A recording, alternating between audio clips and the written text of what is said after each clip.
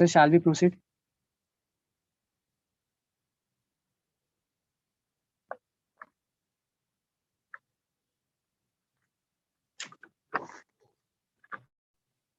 Sir, your mic is mute.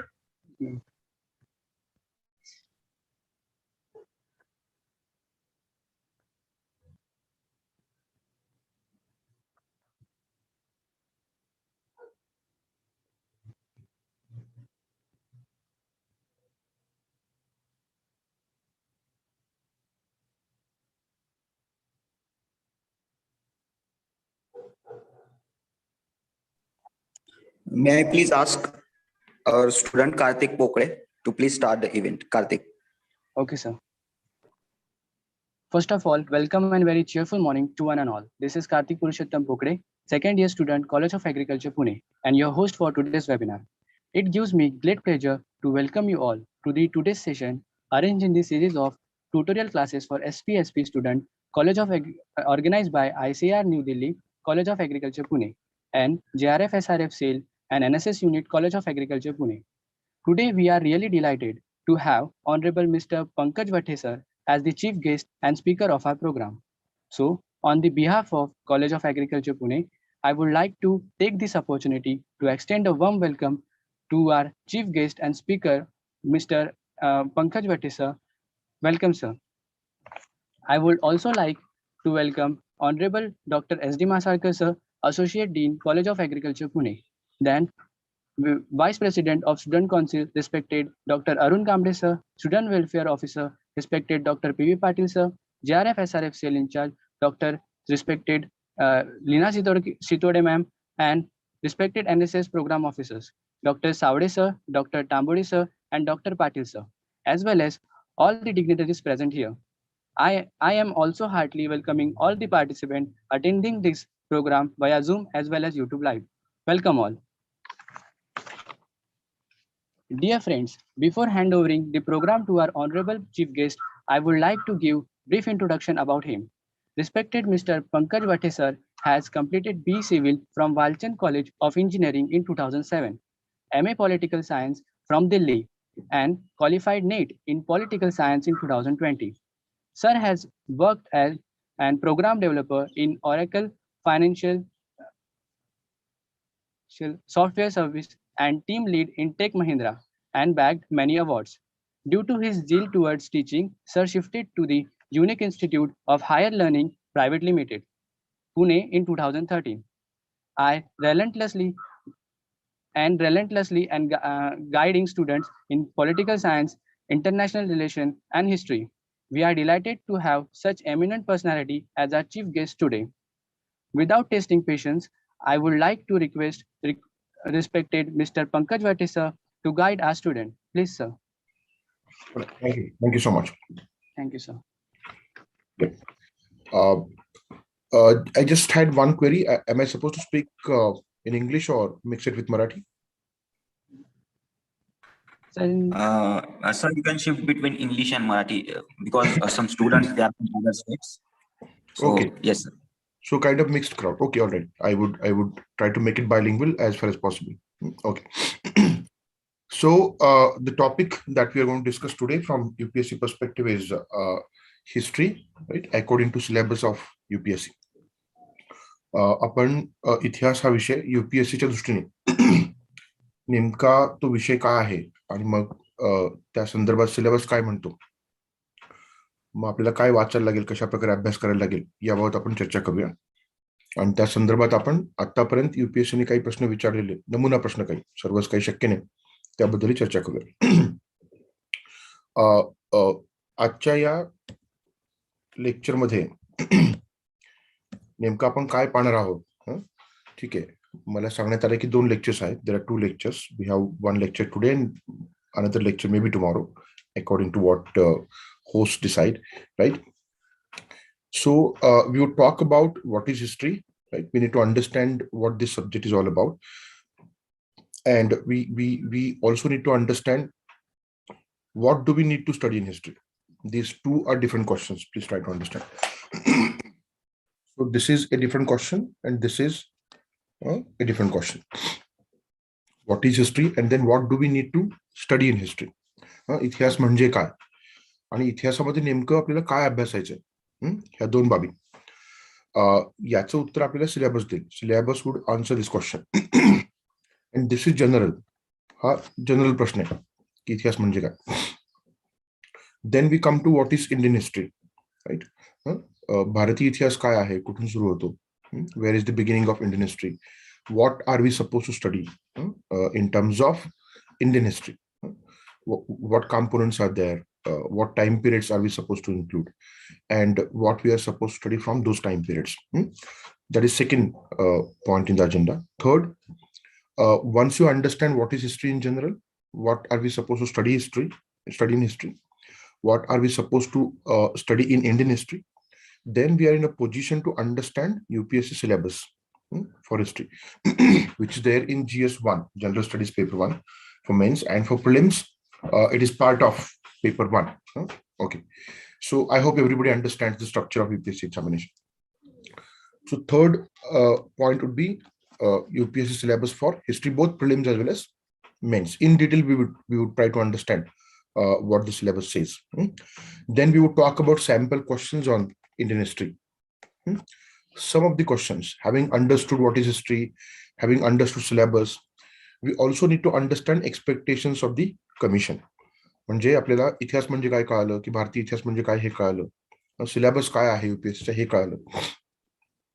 त्यानंतर आयोगाची अपेक्षा काय हे कुठून कळतं आपल्याला, प्रश्नांमधून. मग ते मागील वर्षातील काही प्रश्नपत्रिका काढून त्यातले प्रश्न पाहणे आणि त्यातून तुम्हाला काय लागते, कोणत्या प्रकारचे प्रश्न विचारलेले आहेत आणि मग तयारी कशी करायची. या दोन बाबी अतिशय महत्वाच्या आहेत. एक आहे तो syllabus, one thing is syllabus, other is sample questions या फिर previous year questions. In the light of these two factors, you can understand how you are supposed to go about any subject. It's not just about history. Any subject in GS, even optional for that matter. UPSC मध्ये तुम्ही कुठलाही विषय असू द्या, मग तुमचा तो वैकल्पिक विषय असेल किंवा जनरल स्टडीजचा असेल, सिलेबस आणि मागील प्रश्नपत्रिका, त्यात आलेले प्रश्न, त्यांचं स्वरूप समजावून घेणे. तर या धर्तीवरच तुम्हाला तो अभ्यास कसा करायचा ठरवावं लागेल, कारण शेवटी तुम्हाला प्रश्नांची उत्तर आली पाहिजेत, हा मुख्य उद्देश आहे. Okay, so these are two important basis of our preparation. आपल्या तयारीचे दोन महत्वाचे आधार आहेत, हे कळते का बघा. आणि या आधारावरच तुम्हाला ती तयारी करावी लागते, कारण शेवटी आपल्याला इतिहास म्हणजे इथे काही ग्रॅज्युएशन, पोस्ट ग्रॅज्युएशन किंवा PhD करण्यासाठी इतिहास वाचणे किंवा कुठलाही विषय असा तो प्रकार नाहीये. आपल्याला परीक्षेत काय प्रश्न येतात, तर तो परीक्षाभिमुख अशा प्रकारचा अभ्यास तुम्हाला करावा लागेल, लक्षात. पण त्या अर्थात सिलेबस खूप मोठा आहे, तेव्हा परीक्षाभिमुख म्हणत असताना समजून घेऊन तो केला पाहिजे, कारण इतिहास या विषयाची व्याप्ती खूप मोठी आहे आणि म्हणून मग अनेक गोष्टी तुम्हाला लक्षात ठेवाव्या लागतात. मग त्या प्रत्येक गोष्टी कधी तुम्ही पाठ करून लक्षात ठेवायला लागल्यात तर मग फार कठीण जायला लागतं. आणि म्हणून थोडं समजून घे अभ्यास केला, त्याच्या मागचं तर्क काय, लॉजिक काय, बरोबर. कारण मानवी जो इतिहास आहे त्याच्यामध्ये लॉजिक असतंच, हे लक्षात घ्या. आणि म्हणून त्या प्रकारे जर अभ्यास केला तर आपल्याला लक्षात ठेवण्यासाठीचे प्रयत्न कमी करता येतात. तो प्रयत्न करावाच लागतो, काहीच वाद नाही, पण मात्र तो ताण कमी करता येतो. So what I was trying to say is, you know, the syllabus of history, the scope of history is very, very large, right? And lots of things are to be remembered. If you go on by hearting things without understanding them, that becomes very, very difficult because of the sheer size of syllabus and scope of history. What you're supposed to do is, while understanding history, try to understand the logical flow, right? Establish logic. And then that whole effort of remembering things becomes easy. And even if you look at the questions asked by UPSC, those are, most of them are, based on understanding, not based on cramming of the facts. काहीतरी तथ्य, काही गोष्टी पाठ करणे यावर आधारित फार प्रश्न येत नाहीत, ते प्रिलिम मध्ये काही प्रमाणात येतात. पण तुम्ही जर मेन्सचे प्रश्न पाहिले तर तुमची समज किती आहे इतिहास या विषयाची यावर आधारित ते प्रश्न असतात. म्हणून एक गोष्ट लक्षात ठेवायची की प्रश्नाची अपेक्षा काय आणि त्यानुसार आपण अभ्यास केला पाहिजे, हे लक्षात घ्या. The moment this topic comes, history, people generally think that we are supposed to cram the facts by heart the facts, है ना. बऱ्याच जणांना असं वाटतं की बा इतिहास म्हटलं की काय, सणावळ्या म्हणा किंवा काही घटना म्हणा, त्या सगळ्या आपल्याला पाठ करायचे. इट्स नॉट लाईक दॅट, असं नाहीये ते. If you understand history properly, इतिहास समजून घेण्याची गोष्ट आहे बरं का, त्या काही कथा नाही आहे, हे लक्षात घ्या. हा फार मोठा गैरसमज आहे की इतिहास म्हणजे कथा आणि त्या सगळ्या लक्षात ठेवायच्या, असा तो प्रकार नाहीये. इतिहास म्हणजे काय बघायचं आहे आपल्याला आज. आणि मग त्यावर आधारित एक वेगळ्या प्रकारचा अभ्यास आपल्याला करावा लागतो. कारण संपूर्ण भारताचा इतिहास जर विचार केला आपण, तर तो प्राचीन, मध्ययुगीन आणि आधुनिक. आधुनिक कालखंड जरी म्हणालो आपण, प्लासीच्या लढाईपासून ते अगदी पोस्ट इंडिपेंडन्स म्हणजे स्वातंत्र्योत्तर कालखंड, हाही फार मोठा कालखंड आहे आणि त्यात अनेक बाबी घडलेल्या आहेत. आणि त्यात पुन्हा प्राचीन आणि मध्ययुगीन इतिहास हा तुम्हाला सांस्कृतिक अंगाने अभ्यासायचा आहे, इंडियन कल्चर ज्याला म्हणतो आपण. So it's a very vast syllabus, right. It covers ancient medieval in terms of cultural aspect, and in modern history it's again a very large span covering around 3 centuries. So that content is very huge, and that is why it is important to understand it. I would give you an example. मी तुम्हाला एक उदाहरण देतो. There are different laws, acts passed by the British Parliament during British rule in India. Okay, that is one important part of our history, right? So in modern history we have that freedom struggle. So in that British administration becomes an important topic. म्हणजे आपल्याकडे भारतामध्ये ब्रिटिशांचं राज्य होतं आणि मग त्या काळामध्ये British संसदेने जे काही कायदे पास केले, ठीक आहे, तर ते आपल्याला पाठ करायचे नाहीत. लक्षात घ्या, वेगवेगळे कायदे थोडं लक्षात घेतलं ना कळायला लागतं किंवा कोणता कायदा आधी आला, कोणता नंतर आला, आणि मग पहिल्या कायद्यामध्ये काय कंटेंट होता, दुसऱ्यामध्ये त्यावर काय सुधारणा केल्या गेल्या. ते एक लॉजिकल फ्लो येतो. तो लक्षात घेतला ना की मग ते लक्षात ठेवायला सोपं जातं. हे सांगण्याचा प्रयत्न करतोय मी. कुठलीही गोष्ट घ्या इतिहासामधली, त्याच्या मागे काहीतरी एक लॉजिकल फ्लो असतो, एक एक तार्किक प्रवाह असतो. तो प्रवाह लक्षात घेतला ना तर मग आपल्याला अभ्यास करणं सोपं जातं. आणि मग तुझं बर्डन आहे ना, खूप मोठा एक दबाव येतो ना आपल्यावर की हा इतकं सगळं लक्षात ठेवायचंय, ते तितकंच येणार नाही. ही एक फार महत्वाची परीक्षा आहे, बरोबर, आणि भारतामधली सर्वात कठीण परीक्षा असं म्हणतात. त्यामुळं थोडा ताण असेल, तो भाग वेगळा, पण इतका ताण आला की अभ्यास होत नाही, हे नको व्हायला, right. So as far as this subject is concern, या विषय संदर्भामध्ये you should not be stressed because of its scope. इतकं मोठं काही आपल्याला वाचायचं आहे किंवा लक्षात ठेवायचं आहे, या दबावाखाली तुम्ही यायला नको. मग आता हे सांगणं सोपं आहे की यायला नको, मग काय करायचं, काय, what is to be done.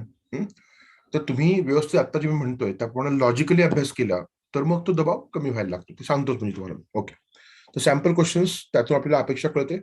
We get to know expectations of the commission from questions, previous year question papers, both prelims as well as mains. And once you discuss all these things, what is history, what are we supposed to study in history, what is Indian history, syllabus, questions, previous year questions, then you can come to that topic. How are we supposed to study Indian history, and for that matter world history, from the perspective of UPSC. UPSCच्या दृष्टिकोनातून आपल्याला तयारी कशी करायची, त्याला तुम्ही approach असं म्हणता, बरोबर. अप्रोच काय किंवा कशा प्रकारे अभ्यास करावा, तर त्याबद्दल आपण बोलूया. आणि मग नंतर शेवटी मी तुम्हाला सोर्सेस किंवा कोणती पुस्तकं वाचायची, what sources are you suppose to refer for the study of Indian history, याच्याबद्दल बोलूया. I am telling you one thing, as far as sources is concern, this will be indicative list, and you may add or remove any book from that list, and you can add something else as well. He indicative list आहे, याच्यामध्ये तुम्ही एखादं पुस्तक add करू शकता किंवा काढू शकता. मुद्दा असा आहे की एखाद्या टॉपिकला समोर ठेवून, considering a topic, what are you suppose to read. तर मी एक लिस्ट दिली आहे, याचा अर्थ हा नाही की हीच फायनल लिस्ट आहे, राईट. तुम्ही अधिकचं वाचन करू शकता, you can go for more and more reading, right. पण मग generally one thing which is being talked about in UPSC is you should keep resources to minimum, and you should read those resources multiple times. UPSC मध्ये जी पुस्तकं आहेत ती कमीत कमी असली पाहिजेत, आणि मग त्याचं जास्तीत जास्त वाचन केलं पाहिजे. आता जेव्हा आपण कमीत कमी असं म्हणतो, मिनिमम नंबर ऑफ बुक्स, ते सुद्धा सायझेबल असतं. when you say minimum number of books, in that as well, your syllabus should be covered. कमीत कमी पुस्तकं म्हणत असताना सिलेबस कव्हर होत नाही असं नको व्हायला. सिलेबस कव्हर होईल अशा प्रकारे एकदा आपण सोर्सेस किंवा पुस्तकांची लिस्ट घेतली किंवा त्यानंतर मात्र मल्टिपल वाचन, पुन्हा पुन्हा ते पुस्तकं वाचणे, त्याचे नोट्स काढणे, हे प्रकार आपण केलेच पाहिजे. मी आत्ताच म्हटल्याप्रमाणे खूप वास्ट अशा प्रकारचा विषय आहे. त्यामुळे स्वतःच्या मायक्रो नोट्स असल्या किंवा फायदा होतो. If you have your own micro notes, it becomes very easy to remember things, to revise it, right. And because you have prepared it, स्वतः तुम्ही तयार केलं असल्यामुळे पुस्तकातून, you have gone through the book, तुम्ही पुस्तक वाचलंय व्यवस्थित आणि मग त्यानंतर नोट्स तयार केल्यात. त्यामुळे त्याचा एक तुम्हाला एक कॉन्फिडन्स असतो की हा, त्या नोट्स पाहून मी लिहूही शकतो. म्हणजे कारण शेवटी लिहिण्याची परीक्षा आहे. You must understand that this is an examination of writing. Preliminary is screening test, right? And once you clear preliminary examination, you are only allowed to sit in the mains examination. There is no other purpose of preliminary examination. In the sense, the marks that you obtain in the preliminary examination are not counted for the final ranking. And that is why you should focus on this as well, writing ability. So, लिखित परीक्षा जी आहे, mains ज्याला म्हणतो, मुख्य परीक्षा, ती महत्वाची आहे. कारण त्यात तुम्ही जे मार्क मिळवता ते फायनल रँकिंग साठी काउंट होतात, प्रिलिम मधले नाही. आणि म्हणून आपलं लिखाण चांगलं पाहिजे. आपण जेव्हा असं म्हणतो की लिखाण चांगलं पाहिजे, तर मग याचा अर्थ काय, जनरल का? तसं नाही. प्रत्येक विषयाची भाषा असते, तर त्या प्रत्येक विषयाच्या भाषेत तुम्हाला लिहिता आलं पाहिजे. मग आता प्रत्येक विषयाची भाषा वेगवेगळी असल्यामुळे ती कुठं आपल्याला सापडेल? पुस्तकामध्ये सापडेल. म्हणून पुस्तकं वाचली पाहिजेत. पुस्तकं बाजूला करून फक्त नोट्स किंवा अजून काय असं करता येत नाही, असं माझं मत आहे. शेवटी मत आहेत की आपण एक काय म्हणू, आपण त्याला गाईड ज्याला म्हणतो ना, की गायडन्स, त्या प्रकारे. आता अर्थात याच्यात व्हेरिएशन असतात, ते मी काही नाकारत नाही, पण शक्यतो एक चांगला मार्ग काय की पुस्तकं वाचली पाहिजेत, त्याच्या नोट्स काढल्या पाहिजेत. त्यातून एक वेगळा कॉन्फिडन्स तुम्हाला येतो या परीक्षेमध्ये. we'll do one thing. I would speak first for 1 hour 30 minutes, maybe 1 hour, roughly 1 hour 20 minutes, and then I will take up your questions. Because what happens when I'm discussing these points, these are very important points. You asked me about books, right? Is NCERT enough? Point is, I'm anyway going to talk about this. In this webinar, I'm anyway going to talk about this. So your question will be answered, right? So let us wait for some time. You just post your questions. तुम्ही तुमचे प्रश्न chat room मध्ये टाका. मी काय करतो, शेवटी घेतो. I would address your questions at the end of it, because ये flow break नहीं होगा, number one. Number two, you please stay focused on this. If you have a question, you post it and just come back here and try to understand. तो break नको व्हायला. I'm going to talk about sources. यहाँ पे I would be talking about what you are supposed to read. NCERT books पढ़ना है क्या? Reference books कौन से पढ़ने? I would talk about all those things. Don't worry. Wait for some time. So this is our agenda. Let us begin with the first point. What is history and what do we need to study in history? Okay. See, various historians and scholars have given different definitions of history. इतिहासाच्या अनेक व्याख्या अनेक विचारवंतांनी दिल्या, पण मग त्या अनेक व्याख्या आपल्याला त्या अपुऱ्या वाटायला लागतात. Okay, does that mean those scholars who have given those definitions, more than them we have something that we know about history? No. असं आहे का की त्यांच्यापेक्षा आपल्याला काही जास्त माहिती आहे? नाही. Only thing is, because of the contribution of number of scholars, अनेक वेगवेगळ्या विचारवंताच्या योगदानामुळे आपली मतं अधिक चांगली व्हायला लागतात. So it is because of them, right? So while I'm talking about these three indicative, right, definitions of history and their shortcomings, it is not that we are criticizing them, right? But other historians, in a way, have pointed out that these are narrow definitions, right? So Professor Einer says that history is memories of the societies. Again, pretty vague, because societies may have number of memories. So are we supposed to include everything of it? Difficult, right? म्हणजे जो समाज असतो त्या समाजाच्या आठवणी असं जर म्हणायला लागलो आपण, तर मग किती असतील त्या? प्रत्येक समाजाच्या वेगळ्या आठवणी असतात. मग नेमकं काय म्हणायचं आहे, तर हे अपूर्ण वाटतं. म्हणजे ठीक आहे. त्यानंतर थॉमस कार्लाइल काय म्हणतात, world history is biography of great main. म्हणजे जागतिक इतिहास हा काय महान व्यक्तींचा व्यक्तींची बायोग्राफी किंवा त्यांचं चरित्र आहे. आता फक्त व्यक्तींचं चरित्र म्हणजे इतिहास का, तर नाही, त्यात इतर अनेक बाबी आहेत खरं तर. So when Carlyle says that world history is a biography of great men, right, it is again kind of incomplete definition, because there is something more to study in history apart from the biography of great men, right? It is there, but more than that, we are supposed to study a lot of other things. E.H. Carr says that history is a dialogue between present and past. This is pretty close to what we understand, right? History has happened, right? Things have happened, right? What are we discussing now is how do we interpret it, right?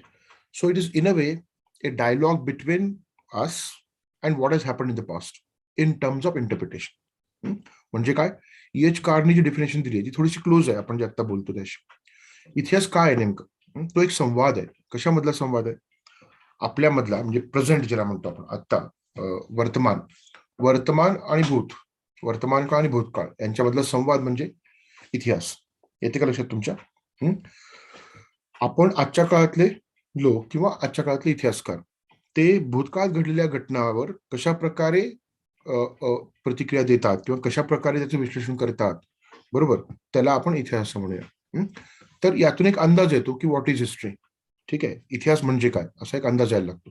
पण मग अजून थोडंसं आपल्याला पाहायला लागेल की इतिहासामध्ये नेमकं काय काय असतं, बरोबर, आणि मग नेमकी व्याख्या काय, एक आपल्याला कॉम्प्रिहेन्सिव्ह किंवा संपूर्ण अर्थ देईल अशा प्रकारची व्याख्या कोणती ते बघूया आपण. Let us talk about A comprehensive understanding of history. Generally, you come across these three questions when this question comes, what is history? There are three questions that we encounter. जेव्हा आपण असं म्हणतो की इतिहास म्हणजे काय, तर साहजिकच तीन प्रश्न समोर येतात. One, is it past, history म्हणजे भूतकाळ आहे का, ठीक आहे, किंवा भूतकाळ घडल्या घटना आहे का. जर समजा हिस्ट्री भूतकाळ असेल तर भूतकाळाला सुरुवात कुठून झाली, past, where does it begin, right. Past has no definition in terms of beginning, right. ज्याला आपण भूतकाळ म्हणतो त्याला काही मागे कुठे काही अंत नाही ना, मग आपण ते बिग बँग पर्यंत जायचं का. Big bang, I hope everybody knows big bang, right. Okay, so okay, I would do one thing. Just let me know one thing. Anybody having any problem with English or Hindi? Sandeep, let me check with everyone. I'm perfectly okay with it, but okay. Let's do one thing. I mean, I would use Hindi and English, right? And that should not be a problem with anybody. Hindi को लेकर के सभी को, हाँ, yes, yes sir, हाँ, हिंदी में बात करूंगा तो सभी को समझ में आएगा, है ना. That should not be a problem. Okay, all right then. I would prefer that. Okay, thank you sir. Okay. So naturally these three questions come in front of us. What is past, right? Yes, I'm continuing with Hindi and English. Okay, so what is past, what is prehistory, and what is proto history? जब हम ये बोलते हैं कि past है ना, तो भूतकाल तो बहुत पहले चला जाता है ना, बिग बैंग तक. ज्योग्राफी में आपको इतना तो पता होगा कि big bang is the beginning, one of the hypothesis about how earth was created, right. Earth की क्रिएशन का हाइपोथेसिस है, तो फिर वो बहुत पहले चला जाता है ना, तब तो ह्यूमंस नहीं थे, राइट. सो एग्जैक्टली कहाँ से हिस्ट्री पढ़ना, ये बड़ा सवाल आता है ना. And from that perspective, it is important to understand exact meaning of history, the term history, right, है ना. इसीलिए है ना, इसको जानना बहुत जरूरी है कि हिस्ट्री मतलब पास्ट है क्या, does that mean only past, or we are supposed to become more specific, right? We have to, because when we say past and we don't know where is the end of past, पीछे कितना जाना है उसका end हमको पता नहीं है, right? कितना पीछे जाना है, we don't know from the present, right? So if you don't know and it covers everything, maybe from beginning of the earth, है ना, तो फिर what is prehistory? क्योंकि एक टर्म है prehistory नाम का, right, है ना. पूर्व इतिहास क्या है, and that becomes really difficult, right, to understand. If you say past, there's nothing like pre-past. Past एक टर्म है, प्री पास्ट कोई टर्म नहीं है, right? So we need to understand that history is not merely past. Yes, it is related to past, but is not merely past. वो past से related है, लेकिन उतना ही नहीं है, कुछ और समझना पड़ेगा आपको.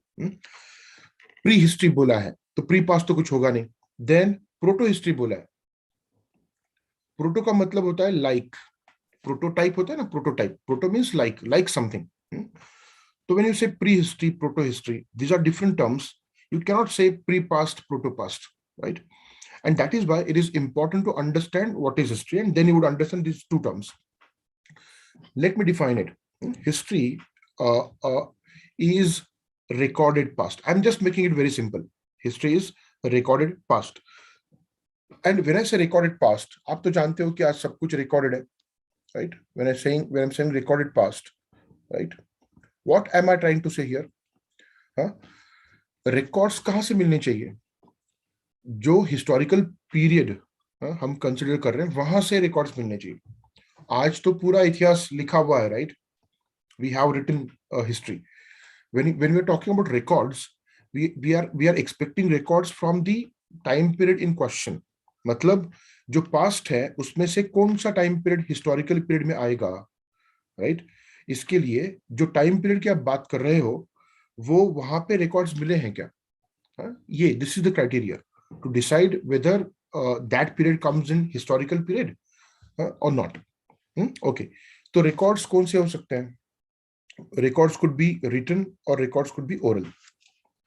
प्लीज अंडरस्टैंड, रिकॉर्ड्स या तो रिटन हो सकते हैं या फिर ओरल हो सकता है. Either you can have written records or oral records, both are okay. So if we find records from the past, that period can be included in what is called historical period, right? Or history for that matter.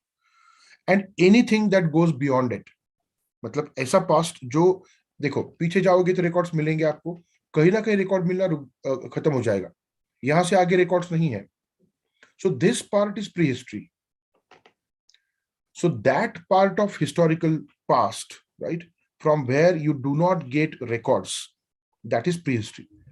वो past का part, भूतकाल का वो part जहां से आपको records नहीं मिल रहे हैं, रिटन या फिर ओरल, तो वो बन जाता है प्रीहिस्ट्री. आपको मैं सीधा सीधा बता रहा हूँ एग्जांपल के साथ. स्टोन एज की अगर बात करोगे आप, you might have learn stone age in the schools, है ना? अश्म युग की बात अगर करें, वहां से रिकॉर्ड्स नहीं मिलते हमको, राइट? पेंटिंग्स एंड स्कल्पचर ये रिकॉर्ड्स नहीं है. इसमें स्क्रिप्ट चाहिए रिटन में, इसमें लैंग्वेज, राइट? तो ये इस तरह के रिकॉर्ड्स मिलने चाहिए. तो इस तरह के रिकॉर्ड्स स्टोन एज से नहीं मिले हैं. सो स्टोन एज बिकम प्रीहिस्ट्री, ठीक है? एंड हिस्टोरिकल पीरियड का एग्जांपल, फॉर एग्जांपल वैदिक एज, है ना? वैदिक काल जो था, वहां से हमको रिकॉर्ड्स मिलते हैं, ओरल रिकॉर्ड्स मिलते हैं. कौन से? वैदिक लिटरेचर, है ना? वैदिक साहित्य जो है ना, उससे काफी इंफॉर्मेशन मिलती है वैदिक काल की. सो रिकॉर्ड्स मिले हैं उस टाइम के, उस समय के. That becomes part of historical period. I hope you understand that. So इस तरह से देखोगे तो आपको समझ में आएगा कि कहां से ऐतिहासिक कालखंड, है ना, या फिर historical period starts, right? And anything that goes beyond it, उसके पीछे चला जाता है, उसको हम प्रीहिस्ट्री बोलेंगे. Now this another term, proto history. What is the meaning of this term? Proto history का क्या मतलब है? सी, लाइक हिस्ट्री बोला है ना, तो now we understand what is history. History क्या है? Recorded past, right? जहां से रिकॉर्ड मिलते हैं, है ना? तो लाइक हिस्ट्री का मतलब क्या है? उसका मतलब ये है कि यू हैव रिकॉर्ड्स, आपके पास उस समय के रिकॉर्ड्स हैं, लेकिन you are not able to get any meaning out of it. कोई मीनिंग नहीं निकल रहा है. You are not understanding it. Records है, but you are not able to derive any kind of meaning out of it. समझ में आ रहा है?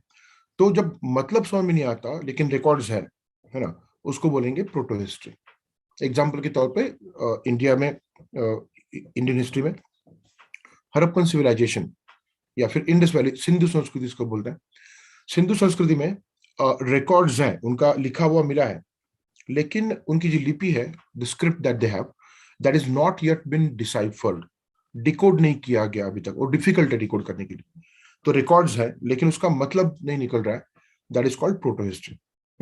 I hope now you understand all these three terms: history, pre history and proto history, और ये काफी important है समझना इसको.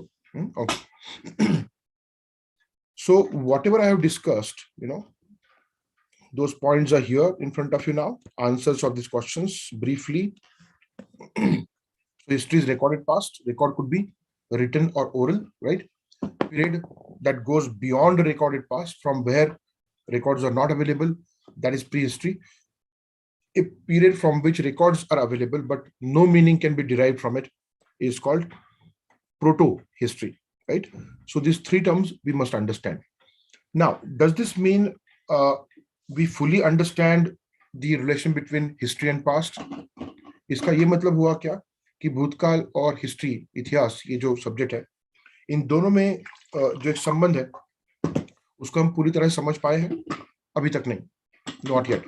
ओके, और एक और चीज इंपॉर्टेंट है कि we are studying for UPSC examination, तो उसके पॉइंट ऑफ व्यू से हिस्ट्री एक सब्जेक्ट के पॉइंट ऑफ व्यू से इन जनरल, है ना, ये अभी तक पूरा क्लैरिटी नहीं है. There is no complete clarity as regards relation between past and history. Now थोड़ा सा जो रह गया है वो यहाँ पे पूरा हो जाएगा. हिस्ट्री एंड पास्ट का रिलेशन जो एंड में आप देख रहे हो, this part that you are seeing right now, here you would understand the exact relationship. In order to understand what is history, इन दोनों को क्लब कर दो तो आपको पूरा अंडरस्टैंडिंग आएगा. Recorded past is history, anything that goes beyond it is pre history, right? Records available है लेकिन उसका मतलब समझ में नहीं आ रहा है, प्रोटो हिस्ट्री. ये एक पार्ट है. दूसरा, ये जो यहाँ पे मैं हाईलाइट कर रहा हूँ, ठीक है, हिस्ट्री एंड पास्ट का जो रिलेशन है. हिस्ट्री है क्या for us, right? See, none of us are historians. ना मैं हिस्टोरियन हूं ना आप हो, और यहाँ पे हिस्टोरियन बनने की जरूरत भी नहीं है. आप यूपीएससी के लिए तैयारी कर रहे हो, right? And those who want to do research in history, उनको पहले स्टूडेंट बनना पड़ता है, उसके बाद फिर वो हिस्टोरियन बनते हैं. जब हिस्ट्री को समझने की कोशिश करते हैं तो हिस्ट्री क्या है ना, क्या पढ़ोगे आप, ये डिसाइड करना पड़ता है, right? So history is bodies of knowledge about the past produced by historians. Historians जो एक इंफॉर्मेशन, नॉलेज बनाते हैं पास्ट के बारे में, दैट इज हिस्ट्री. अब इसका दूसरा मतलब ये होता है, प्लीज पे अटेंशन, आप सभी ध्यान दो इधर, है ना, क्योंकि जब हिस्ट्री का टॉपिक मैं शुरू करता हूँ किसी भी ईयर में, नया जब बैच बनता है, generally I phase one struggle. I need to convince people that the history that you know from society, from social media, from different other platforms is not history. जिसको आप इतिहास मान बैठे हो वो इतिहास नहीं है. क्योंकि बहुत बार ये होता है कि सोसाइटी में, समाज में जो अलग अलग फैक्टर्स हैं, उसका एक इन्फ्लुएंस हमारे ऊपर होता है. मेरे ऊपर भी था फॉर दैट मैटर, राइट? लेकिन यूपीएससी जो सवाल पूछती है, जो सिलेबस है, जिसको हिस्ट्री माना गया है हिस्टोरियन की तरफ से, वही हिस्ट्री पढ़ना पड़ता है, right? So all those sources, social media है, right? Movies है, web series, serials and novels, ये sources नहीं है history के. Please try to understand this, है ना? So these are different manifestations. ये art की manifestations है ना? तो उसको आप history नहीं मान सकते. किसी मूवी में कुछ दिखाया है, किसी सीरियल में कुछ दिखाया है, किसी वेब सीरीज में कुछ दिखाया है, कोई फॉरवर्ड आता है आपको, those are not source of history, right? So historians के जो बुक्स है उसमें से आपको हिस्ट्री पढ़ना पड़ेगा. इस बात को ठीक से समझो. और ये ऐसा क्यों है? Why are we supposed to only read about what historians have produced? Reason is, historians take a lot of pain to construct the information about past. Historians evidences के साथ बहुत सारे एविडेंस इकट्ठा करके, बहुत हार्डवर्क करके, उसका इंटरप्रिटेशन करके हिस्ट्री हमारे सामने लेके आते हैं. हाँ, ये ऐसे ही नहीं बनता. आपको जो लगता है, आपके मन में जो आ रहा है इमेजिनेशन में, that cannot be history. Please try to understand this. और हिस्ट्री हो चुका होता है, राइट? तो उसको इंटरप्रेट करना पड़ता है. तो फॉर एग्जाम्पल, हड़प्पन सिविलाइजेशन जो है, सिंधु संस्कृति जिसको बोलते हैं हम, वहां पे पहले ही डिसाइड करके आप नहीं जा सकते कि हाँ ये संस्कृति इसकी होगी, उसकी होगी. बात ये है, वहां पे क्या मिला है, एविडेंसेस क्या है, उसको पहले इकट्ठा करो without any kind of pre conceived notions. पहले ही कुछ डिसाइड करके नहीं जाना. उसके बाद फिर उसको इंटरप्रेट करेंगे, है ना, कि इसका क्या मतलब होता है. कोई जो चीज मिली है, है ना, इस तरह से वो इंटरप्रिटेशन होता है, राइट। विदाउट एविडेंसेस कोई भी पार्ट हिस्ट्री में नहीं बोला जाता, राइट। हाँ, आई am not saying that evidences जब मिलते हैं तो फिर उसके अलग अलग इंटरप्रिटेशन हो सकते हैं, हो सकते हैं, डिफरेंट हिस्टोरियंस में हैव डिफरेंट ओपिनियंस, मैं उसकी बात नहीं कर रहा हूं, लेकिन जो है ही नहीं उसके ऊपर इंटरप्रिटेशन और ये सब that doesn't really hold good. Are you getting this? So एक बात जो आपको समझनी है सबसे पहले, do not get influenced by movies, web series, what comes as a forward on social media, and novels, etc. Apart from the books written by historians, you should not have other sources. वो sources है ही नहीं history के, okay. So bodies of knowledge about the past produced by historians, right? और ये क्यों करना है, उसका भी एक रीजन है, जो सेकंड सेंटेंस है वहां पे आप समझ सकते हो। पास्ट क्या है? Everything which actually happened whether known to or written by historians or not. Past में सब कुछ आता है रे। हिस्टोरियन ने किसी एक घटना का, है ना, रिकॉग्निशन लिया और दूसरी घटना का नहीं लिया, तो सारी जो घटनाएं हैं, है ना, वो पास्ट में होती है, लेकिन उसमें से कुछ जो उनको लगता है कि हाँ ये सही है। अब एक सिंपल सी बात आपको बताता हूं मैं, ठीक है। Thousands of people get married, right. Marriage एक इवेंट है किसी के भी लाइफ में, लेकिन उसके बारे में हिस्टोरियंस आर नॉट बॉदर्ड, है ना। But historians are concerned about marriage as an institution. विवाह एक संस्था किस प्रकार की थी पास्ट में, या फिर किसी राजा का विवाह हुआ किसी और राजा के बेटे के साथ, that was the political alliance eight that time. वो एक पॉलिटिकल अलायंस था, तो उसको उसका जो इम्पैक्ट है वो समझना पड़ेगा आपको। तो बात ये है, in the past there are many things which have happened, right? In the life of individual, in the life of collective group, community, समाज के लाइफ में बहुत कुछ होता है, लेकिन हर वो घटना इंपॉर्टेंट नहीं होती है हिस्ट्री के पॉइंट ऑफ व्यू से। तो इसीलिए पूरा पास्ट नहीं, है ना, पास्ट की वो चीजें जो हिस्टोरियंस ने रिकॉग्नाइज की है और उसके बारे में लिखा है वो हमको पढ़ना है। I hope that is clear in terms of what is history. Now let us go ahead and try to understand the second question from the first point in the agenda, that is what do we need to study in history, right? History क्या है ये हम समझ लिए अब, है ना। तो अब ये देखेंगे कि हिस्ट्री में क्या पढ़ना है। What is history we understood, now what are we suppose to study in history. ये जो सब्जेक्ट है उसमें क्या पढ़ना है एग्जैक्टली अब हमने ये देख लिया कि पास्ट का रिलेशन क्या है हिस्ट्री के साथ, तो क्लियरली एक बात सामने आती है कि history is about the past, there is no doubt about it, right. History भूतकाल के बारे में है, भूतकाल में जो हुआ है ना। लेकिन किसी भी काल के बारे में जो आप पढ़ते हो, है ना, भूतकाल में से कोई भी एक कालखंड, उसके बारे में जब पढ़ते हो तो उसके कौन से aspects, what all dimensions of history और that time period you are suppose to understand, है ना।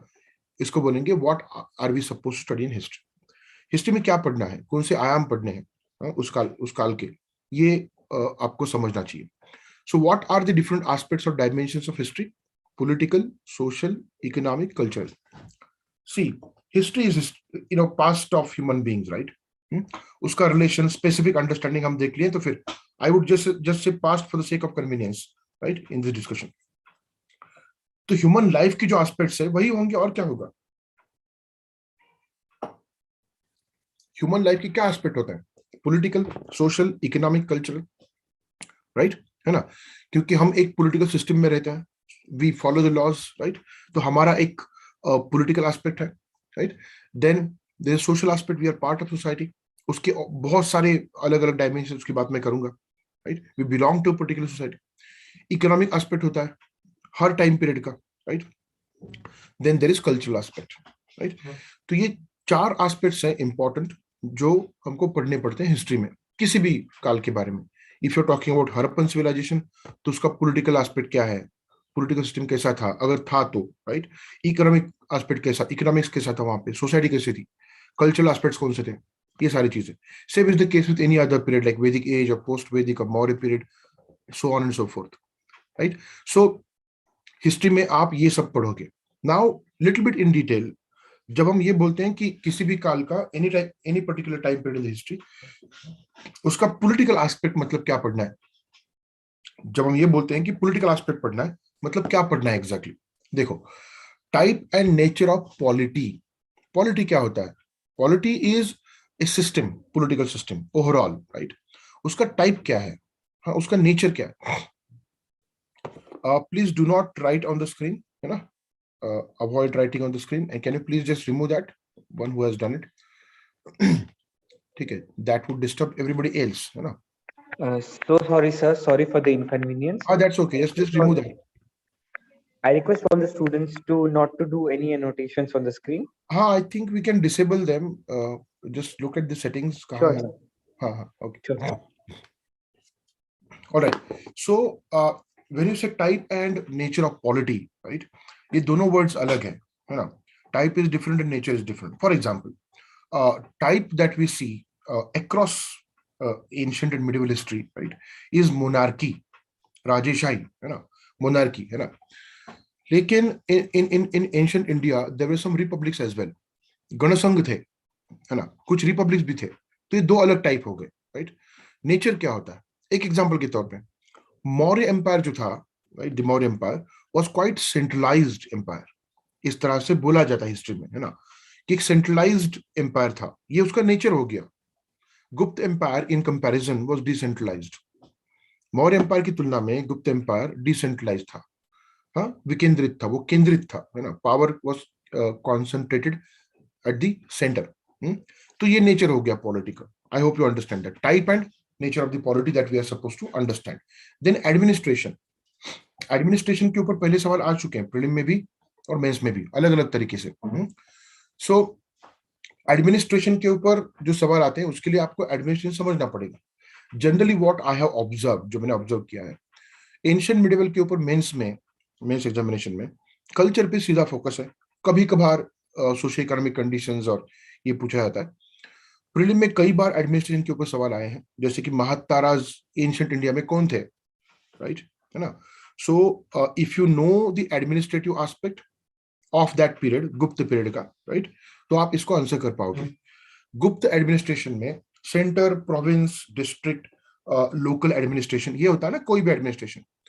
तो लोकल एडमिनिस्ट्रेशन में जो विलेज एडमिनिस्ट्रेशन था, village headman was Mahattara, elderly person who would be head of the village. तो वो एक ऑफिशियल था इन द होल हायरार्की, जैसे आज सरपंच होता है ना, उस तरह से. So we need to understand this. तो एडमिनिस्ट्रेशन का जो एस्पेक्ट है वो भी समझना पड़ेगा. ये हो गया एंशिएंट का. मॉडर्न में तो बहुत डिटेल में पढ़ना पड़ेगा आपको. The administration that evolved under British rule, right, that is important. उसके ऊपर सीधे सवाल आ चुके हैं. Under different acts, you know, reforms were given, political reforms, administrative reforms, and that changed the type, nature of the polity, administration in India, right? तो बहुत सारे सवाल इसके ऊपर आ सकते हैं. And you know probably that the Government of India Act 1935 का जो एक्ट है, उसमें जो एडमिनिस्ट्रेटिव डिटेल्स है, उसमें से कई सारे डिटेल्स हमने हमारे कॉन्स्टिट्यूशन में लिए हैं, right? So that becomes a kind of background to the Indian constitution, है ना? सो पार्लियामेंट्री सिस्टम जो हमने अडॉप्ट किया, वो कहीं ना कहीं ब्रिटिश रूल के अंडर जो एक we got used to the parliamentary system, right? उसकी एक आदत हो गई थी. And when you know a system, it is better to adopt that rather than going for altogether new system which people do not understand. तो जो British government का जो एडमिनिस्ट्रेशन है वो भी हमको पढ़ना पड़ेगा अलग अलग स्टेजेस में, right? Okay. Then important political events, है ना, जो अलग अलग इवेंट्स हैं पॉलिटिकल, वो पढ़ने पड़ेंगे. जैसे कि फॉर एग्जांपल कलिंग वॉर, है ना. कलिंग वॉर की वजह से अशोक की पर्सनालिटी में जो बदलाव आया ये एक एग्जांपल के पॉइंट ऑफ व्यू से है ना, ठीक है. So in different ways, different events which have impacted history, वो आपको पढ़ने पड़ते हैं, right?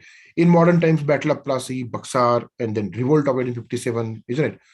Establishment of INC, International Congress, events, non-cooperation movement, Swadeshi movement, Home Rule League movement, ये सारे events हैं, important political events, right? So you need to really understand revolutionary की जो events है अलग अलग, है ना, Kakori conspiracy for example, right? So all these things are important political events that we are supposed to learn. तो ये हो गया political aspect किसी भी time period में. Social aspect, इसमें again two important things, nature of society and structure of society, and these two things are again interrelated. ये दोनों चीजें एक दूसरे से रिलेटेड है, नेचर एंड स्ट्रक्चर. तो if you understand structure, you also understand nature based on the structure. Structure क्या होता है सोसाइटी का? इसके दो आयाम हैं, इसके दो पहलू हैं. There are two aspects of structure of society. One is based on gender, right, other is based on other identities. एक लिंग भाव जिसको बोलते हैं मेन विमेन, राइट, एक वो है. और दूसरा बाकी जो आइडेंटिटीज है, फिर उसमें religious identity, right, racial identity, linguistic, regional, and you can also talk about racial what you can say, I think I talked about religious, right, religious, caste, particularly in India, right, caste identity जो है ना. तो ये सारी बातें आपको पढ़नी पड़ती है स्ट्रक्चर के पॉइंट ऑफ व्यू से. Now the structure which has got two aspects, one is based on gender, other is based on other identities, right, ठीक है. So इससे सोसाइटी में किस तरह का एक स्ट्रक्चर देखने को मिल रहा है. ऐसा है क्या कि इस तरह से डिवाइडेड है men and women and they are equal in status, so there is gender equality. तो हो गया nature, that is nature of society. So gender equality, if suppose there is a society in a particular time period, there was gender equality, तो हम उस तरह से बात करेंगे. लेकिन ये जेंडर इक्वालिटी जो है ये कब समझ पाए आप? सोसाइटी का ये स्ट्रक्चर आपको समझना पड़ेगा, right. I hope you understand that. दूसरा जो है, एक एग्जांपल के तौर पे, if you talk about caste which is important factor in Indian society, right. So caste जो है ना, उसका जो स्ट्रक्चर है वो वर्टिकल है, right. There are different caste in India. Even this one जिसको हम जेंडर बोल रहे हैं वो भी वर्टिकल है, men and women. Men have been given higher status and women are given, were given lower status in the past, right. So this was injustice.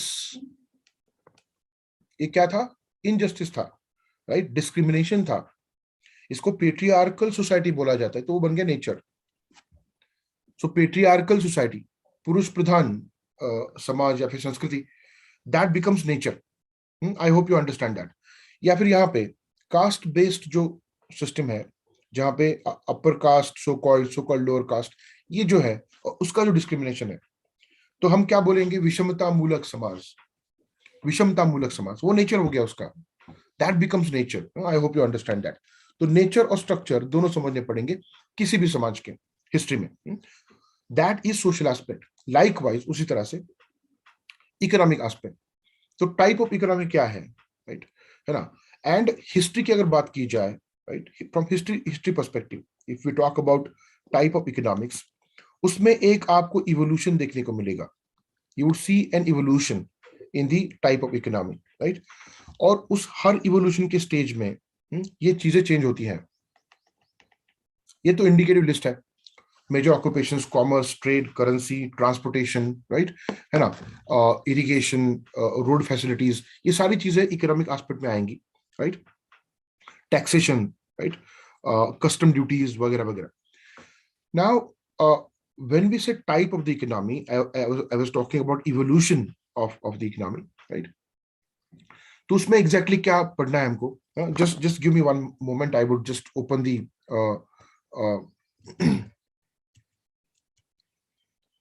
I would like to open the whiteboard, है ना. Give me a minute. Sure, sir. So that I can explain this properly.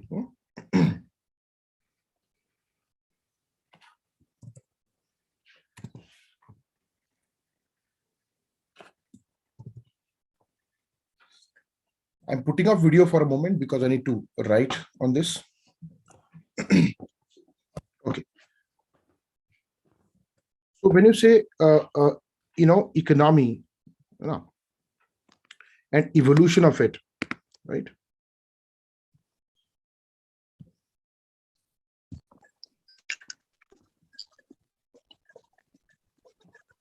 In terms of evolution, in any part of the world, general एक evolution जो देखा गया economics का historical point of view से, वो कैसा है? फर्स्ट स्टेज इज नोमैडिक, और it is also called pastoral. See, there is difference between this two as well. I am coming to it, wait for some time. First stage होता है nomadic या फिर pastoral economy का, right. दूसरा stage होता है agricultural economy का, right, है ना। तीसरा स्टेज होता है मर्केंटाइल इकोनॉमी का। Fourth stage is industrial. So these are, if you look at this, I would call them types of economy, right, है ना। अलग अलग टाइप्स है, this is a type, this is a type, ये अलग अलग types है, टाइप ऑफ इकोनॉमी, है ना। हाउ इज इट डिसाइडेड, ये डिसाइड कैसे होता है ना। It is based on major occupation that people are involve in. जो सबसे इंपॉर्टेंट ऑक्यूपेशन है उसके बेसिस पे टाइप ऑफ इकोनॉमी डिसाइड होता है ना। If most of the people are involve in agriculture, that economy becomes agricultural economy. You have to look at it from this perspective. Now, briefly talking about all of them, when you say nomadic या फिर pastoral, इसमें क्या difference है? There is a difference in these two. Nomadic is clearly an economy which is based on hunting and gathering. Pastoral economy में major occupation होता है cattle rearing and breeding. आप agriculture के स्टूडेंट्स हो तो आपको ये सब आप जानते ही होंगे, right. So cattle rearing and breeding, है ना, domestication of animals. So this is important aspect in pastoral economy. Nomadic, hunting gathering, major occupation. यहाँ पे वो क्लियर है, agriculture is the major occupation. यहाँ पे trade and commerce is the major occupation. यहाँ पे different industries are the major occupation. तो इस तरह से वो इवोल्यूशन है ह्यूमन हिस्ट्री में इकोनॉमिक्स का भी। तो ये आपको टाइप बताता है और ऑक्यूपेशन भी बता रहा है कि मेजर ऑक्यूपेशन कौन सा है, right. So these are different types and occupations in a particular type of economy. Okay, now coming back to our presentation.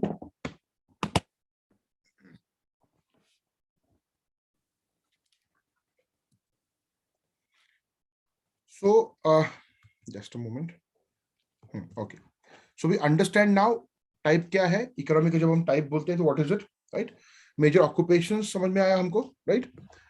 उसके फिर अलग अलग aspects, commerce, trade, currency, transportation, ये सारी चीजें हमको पढ़नी पड़ती है किसी भी टाइम पीरियड का। सो फॉर एग्जांपल, मैं एक ही एग्जांपल ले रहा हूं deliberately so that I am not confusing you with different time periods. Indus valley civilisation, Sindhu संस्कृति, उसकी इकोनॉमी किस टाइप की थी? उसकी इकोनॉमी मर्केंटाइल टाइप की थी। Mercantile, advance mercantile economy, right.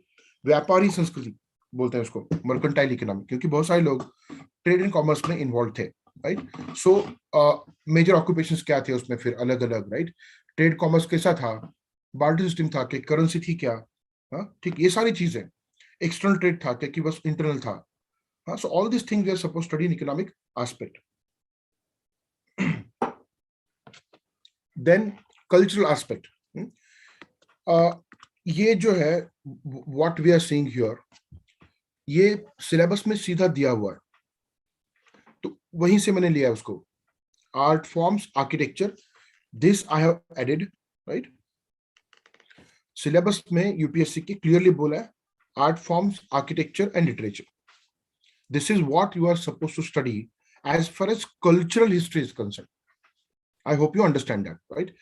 जब हम कल्चरल हिस्ट्री बोलते हैं तो उसमें क्या पढ़ते हैं exactly? Different art forms, architecture and literature. But when you talk about literature, right, तो आपको लैंग्वेज देखना ही पड़ेगा ना। लिटरेचर किस लैंग्वेज में? संस्कृत में, प्राकृत में, पाली में, किस लैंग्वेज में? पर्शियन लैंग्वेज में। Getting this? इसलिए whether UPSC mentions or not, you also need to understand the development of languages in India. थोड़ा सा ये भी एस्पेक्ट आपको कंसिडरेशन में लेना पड़ेगा, क्योंकि आप लिटरेचर पढ़ने वाले हैं ना। लिटरेचर पढ़ने वाले मतलब क्या? लिटरेचर बनाया गया एट दैट टाइम, उसको खोल के नहीं पढ़ना है बुक को। कौन से बुक लिखे गए, कौन सी पोएट्री, कौन से ड्रामाज, है ना, ये सब पढ़ने के लिए आपको लैंग्वेज भी देखना पड़ेगा, राइट। हाँ, ओके। तो लिटरेचर की बात हो रही है तो इसमें दो पार्ट कर सकते हो आप, दो types you can again talk about, religious literature and secular literature. इसका मैं एग्जांपल दे देता हूँ।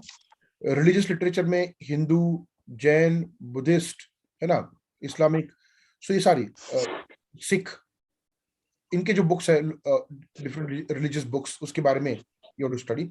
सेक्युलर लिटरेचर, फॉर एग्जांपल कौटिल्य's Arthashastra. I would keep everyone on mute. I would allow you, I would unmute you at the end of the lecture, right? Okay. So Kautilya's Arthashastra is one example of it, जिसको हम secular literature बोल सकते हैं. So this is about literature. Okay. Then when you say art forms, उसमें क्या आता है? In art forms, again different other things come in, जैसे कि painting, music, dance, sculpture, etc. Different art forms. Painting आ सकता है उसमें, music आ सकता है, dance, sculpture is again art form, right? So art forms.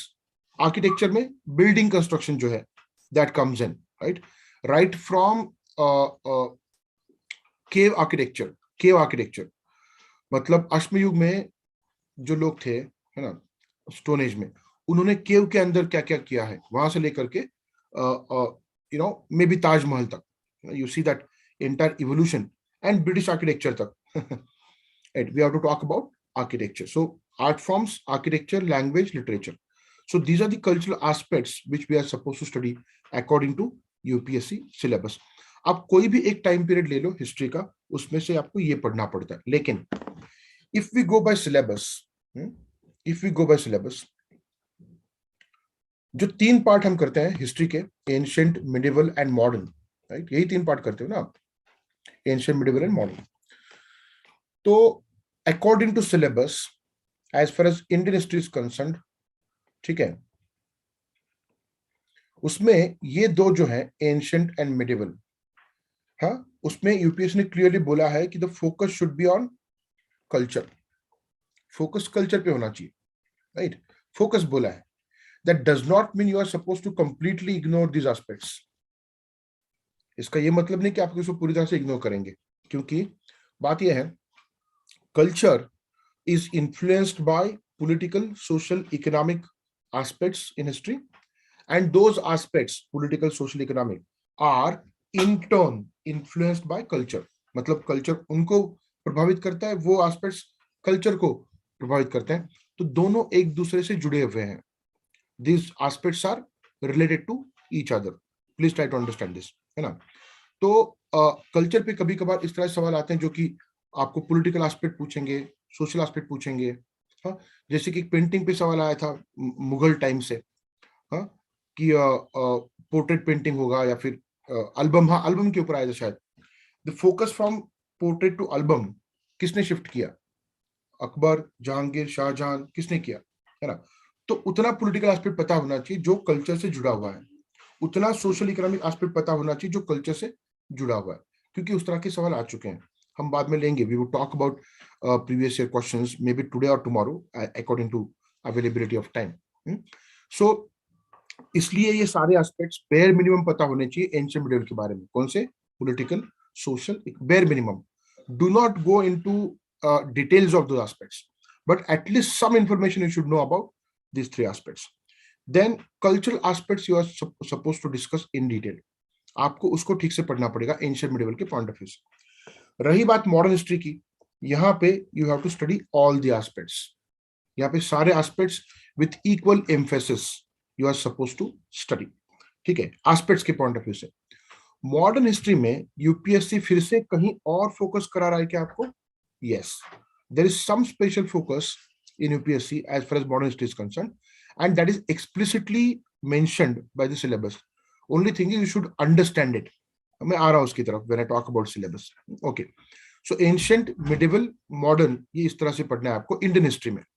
रही बात वर्ल्ड हिस्ट्री की, in case of world history, right, UPSC has clearly mentioned that you are only supposed to study modern world history. There is no need to go into ancient and medieval world history. आपको बस modern world history पढ़ना है. समझ में आ रहा है? और उसमें भी कुछ चीजें दी हुई हैं, इंपॉर्टेंट इवेंट्स, है ना, इंपॉर्टेंट पर्सनालिटीज, वो आपको देखना पड़ेगा. नॉट लाइक दिस, उसका थोड़ा सा अलग डायमेंशन है. while discussing syllabus I would make it clear. I hope you understand now what we are supposed to study in history. इतिहास में क्या पढ़ना है ये समझ में आया आपको, hopefully. Now as far as Indian history is concerned, whatever we have learned so far about history, उसके light में, in the light of what we have learned, let us try to understand Indian history में क्या है, what is there in Indian history, which is an important part of syllabus. If you look eight syllabus, है ना, वहां पे Indian history के ऊपर काफी फोकस है, उसमें 3-4 पॉइंट्स है मेंस के सिलेबस में. So history of India begins with Vedic age, technically speaking. Historical period जो बोला है ना हमने, technically speaking, it begins with Vedic age, right? क्योंकि Vedic age से records available है. Records are available from Vedic age in the form of Vedic literature. In the form of Vedic literature. जैसे कि मैंने शुरुआत में कहा, the records are available from Harappan civilization, जो Vedic age के पहले आता है, लेकिन उसका कोई मतलब नहीं निकलता. We are not able to understand them. तो वो आ जाता है प्रोटो हिस्टोरिकल पीरियड में, not in the historical period. So technically speaking, history of India begins with Vedic age. Please try to understand this. So the period of Harappan civilization is actually proto history.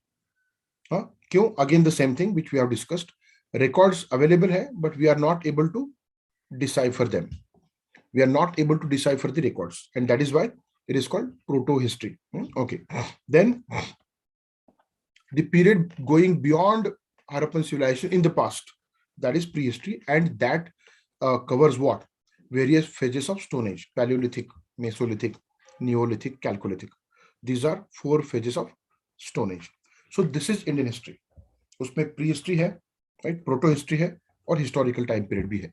So Stone Age, Harappan civilization, and Vedic age onwards. Vedic age के बाद independence तक, post independence तक history का syllabus है.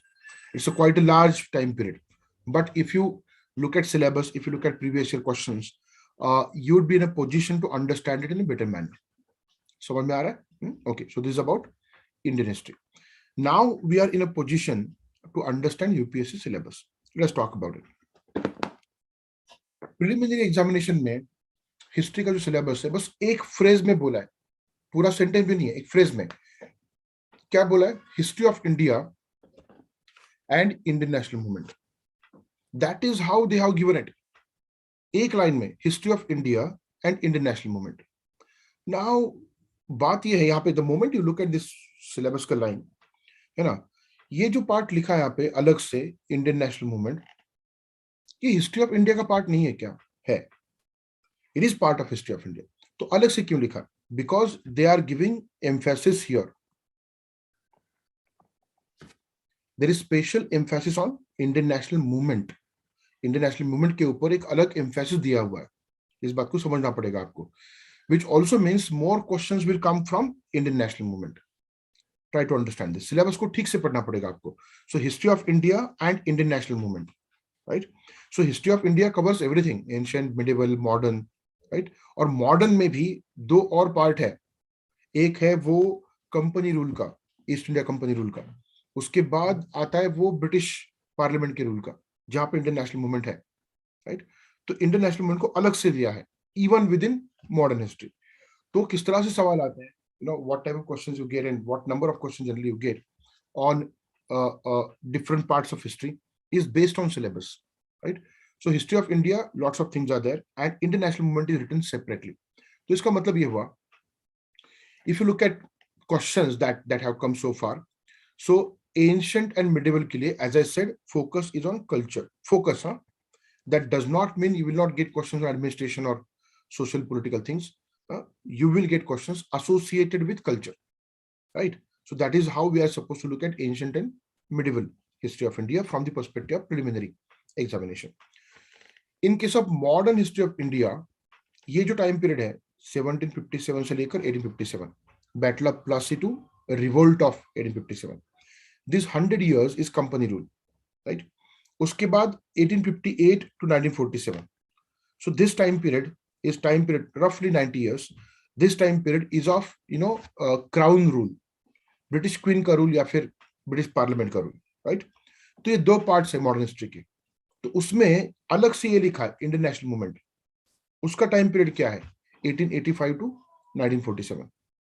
So you are supposed to study the entire modern history, but with a special focus on Indian National Movement, right? इसमें 1757 से लेकर 1885 तक भी सवाल आएंगे और इसके ऊपर भी सवाल आएंगे, लेकिन number of questions will be more here as compared to the rest of the part of modern history. Okay, so please understand somewhere that जो क्वेश्चंस आएंगे प्रीलिम में वो इस तरह से आएंगे कि जो फोकस किया है. So most of the questions come on international movement in terms of number, right? और कुछ सवाल आएंगे बाकी जो मॉडर्न हिस्ट्री का पार्ट है फ्रॉम 757 टू 1885, जिसमें अलग अलग चीजें हैं, राइट? एडमिनिस्ट्रेशन है, डिफरेंट गवर्नर जनरल्स है, डिफरेंट एक्ट्स है, रेगुलेटिंग एक्ट से लेकर काउंसिल्स एक्ट तक, राइट? सोशल रिफॉर्म मूवमेंट्स है. So all this things are there, राइट? But the special focus that we see is on international movement in preliminary examination. Post-independence history of India, जिसमें overlap with polity. कभी कभी सवाल आते हैं ना कि जो इंडियन कॉन्स्टिट्यूशन का मेकिंग, राइट, अलग अलग committees, right, different economic plans of India, 5 year planning जो होता था पहले, Tashkent agreement for example, right, या फिर integration of states, princely states, reorganization of states, इसके ऊपर सवाल आ सकते हैं, right? So that comes under post independence history of India, but the major focus remains on international movement. So that is about preliminary examination. Now let us talk about the syllabus of mains examination. As I said in the beginning, history is part of paper 1. History is part of paper 1. तो उसमें क्या क्या है exactly and how we break it down, हम इसको किस तरह से अभी जो प्रीलिम का किया कैसे देख सकते हैं. As far as mains is concern, mains में थोड़ा क्लैरिटी है इसके ऊपर, है ना? There is a clarity, little bit in more detail they have given a syllabus, right? Prelim में एक लाइन का था history of India and international movement. यहाँ पे आप क्लियरली देख सकते हो कि there is some kind of detailing that is done by UPSC as far as syllabus is concern. तो one by one will go through each line. First line क्या बोल रहा है? Indian culture. Now they have defined it here clearly. Indian culture, क्या बोला है उसमें? Salient aspects of art forms, literature and architecture from ancient to modern times. Syllabus क्या बोल रहा है कि ancient, medieval, modern तीनों में आपको ये सब कुछ पढ़ना पड़ेगा. Art forms, literature and architecture. That means even in modern period, you are supposed to discuss, understand different art forms, different types of literatures and architecture, right? ये पहला यही से मैं लिया था जो कल्चरल एस्पेक्ट्स हमने डिस्कस किया ना व्हाट इज हिस्ट्री में. तो वहां पे ये जो मेंशन किया था मैंने, आर्ट फॉर्म में क्या है मैं बात कर चुका हूँ, राइट? उसमें पेंटिंग आएगा, उसमें म्यूजिक, डांस एटसेट्रा, ये सारी चीजें उसमें आएंगी आर्ट फॉर्म्स में. Now again modern Indian history अलग से लिखा है, राइट? यहाँ पे क्या बोला है? कल्चर तीनों पीरियड में, तीनों टाइम पीरियड में, मॉडर्न इंडियन हिस्ट्री में. And UPSC has also defined कि कहां से पढ़ना है आपको. From the middle of 18th century until the present, middle of 18th century से आज तक, उसमें क्या पढ़ना है? Significant events, personalities and issues, है ना? अलग अलग important events, important personalities and important issues. इसके एग्जांपल ले सकते हो आप. सिग्निफिकेंट इवेंट्स में बता चुका हूं आपको अलग अलग जो है. Revolt of 1857 is an important event, for example, right? Then personalities, right? There are number of personalities we can talk about, right? उसमें moderates है, extremists है, उसमें Gandhian phase के important personalities है, revolutionaries हैं, right? Issues, for example, Ilbert bill controversy was an issue. Ilbert bill controversy example के तौर पे, है ना? तो अलग अलग जो इंपॉर्टेंट इवेंट्स, पर्सनालिटीज, इश्यूज आपको पढ़ने मॉडर्न इंडियन हिस्ट्री में, जो कि शुरू होता है मिडल ऑफ 18th सेंचुरी. ये यूपीएससी ने डेलिबरेटली लिखा है because historians have different opinions कि इंडिया का मॉडर्न हिस्ट्री कहाँ शुरू होता है. There are people who say that with the death of Aurangzeb in 1707 the modern history of India starts. There are people who say no, it starts with the beginning of British rule, मतलब battle of Plassey onwards. हाँ, कुछ लोग बोलते नहीं, it starts in the 19th century, क्योंकि industrial revolution का effect 19th century में दिखने लगा इंडिया में. अलग अलग ओपिनियंस है, right? But what we can say is, what UPSC says is something that we are supposed to accept. तो यूपीएससी ने क्लियरली बोला है मिडल ऑफ 18th सेंचुरी. हाँ, मिडल ऑफ 18th सेंचुरी मतलब 1750s. तो 1750s में ऐसा कौन सा बड़ा इंपॉर्टेंट इवेंट है जिससे हम बोल सकते हैं कि मॉडर्न हिस्ट्री शुरू होता है? That is battle of Plassey. And that is why in the previous slide I mentioned 1757 onwards. Modern history शुरू होता है according to syllabus. Okay, so from middle of 18th century until the present, उसमें फिर अलग अलग चीजें हमको पढ़नी है. नाउ यहाँ पे एक तरह से मॉडर्न हिस्ट्री का सिलेबस खत्म होना चाहिए, राइट. फिर से फ्रीडम स्ट्रगल अलग से लिखा है. In the main syllabus, they have again mentioned freedom struggle differently. Why? Again, same logic. जैसे कि प्रीलिम के सिलेबस में history of India and then Indian national movement अलग से लिखा है, उसी तरह से freedom struggle is mentioned here in a different way. So that also means in terms of number of questions that you will get in the mains examination, एक तो GS paper 1 में you have to divide that in 3 parts, है ना. Social issues, geography and history. It is divided in 3 parts. उसमें जो 1/3 part है history के लिए, उसमें जो सवाल आएंगे, within that most of the questions would be on freedom struggle and there will be some questions on other aspects which are mentioned by the syllabus. अब किसी भी साल का पेपर उठा लो, आपको ये पिक्चर देखने को मिलेगा, है ना. Number of questions are more on freedom struggle and बाकी जो टॉपिक्स है उसके ऊपर बैलेंसिंग होता है. ठीक है. सो इसमें क्या पढ़ना है फ्रीडम स्ट्रगल में? Various stages, important contributions from various parts of the country. So what you are supposed to study? अलग अलग stages. तो stages कौन से हैं इंडिया फ्रीडम स्ट्रगल के? सी, उस कंट्रोवर्सी में नहीं जाना चाहता क्योंकि हिस्टोरियंस के बीच में कंट्रोवर्सी है कि revolt of 57 whether it is to be included in the freedom struggle or not, right? तो एक जो कंसेंसस इवॉल्व हुआ है कि हिस्टोरियंस के बीच में, है ना, एक न्यूट्रल पोजीशन जहां पे आप ये बोल सकते हो कि as far as it was a struggle against the alien power, बाहर से जो पावर आया है उसने जो रूल एस्टेब्लिश किया इंडिया के ऊपर, उसके खिलाफ स्ट्रगल किया ना, तो उस पॉइंट ऑफ व्यू से it should be part of freedom struggle. But again speaking in terms of gaining the freedom, right, and building a nation, क्योंकि नेशनल मूवमेंट की अगर बात करेंगे तो वो 85 शुरू होता है. If you say freedom struggle you may include revolt of 1857, right. तो वहां से लेकर के इंडिपेंडेंस तक, that whole time period comes under this. If we are talking about stages, revolt तो एक इवेंट था, राइट. एक kind of rebellion against the foreign rule.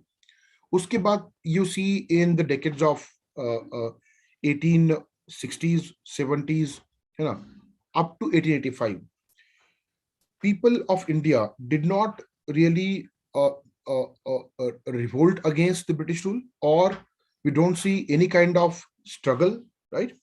Because revolt को British दबा चुके थे, revolt was suppressed. तो फिर immediately एक और revolt इस तरह से नहीं होता. Psychologically people understood that British were superior in terms of weapons. तो बाद में एक अलग चैलेंज आ जाता है ब्रिटिश रूल के पॉइंट ऑफ व्यू से, that is a challenge created by educated middle class intelligentsia of India. Western education लेकर के एक जो नया क्लास बना था इंडिया में, मिडिल क्लास, राइट, तो वो चैलेंज करने लगता है ब्रिटिश रूल को, right. Okay, so that begins with the phase of moderates, है ना. सो 1885 में with the establishment of Congress, what begins is the first stage of Indian national movement, moderates ka stage, right. Then with the partition of Bengal in 1905, right, that phase virtually ends, right, and what begins is a phase of extremist politics ya fir neo nationalist, right, from 1905 to 1920, jahan pe you see death of Tilak, right. So 1905 से लेकर 1920 तक roughly, that is called extremist phase.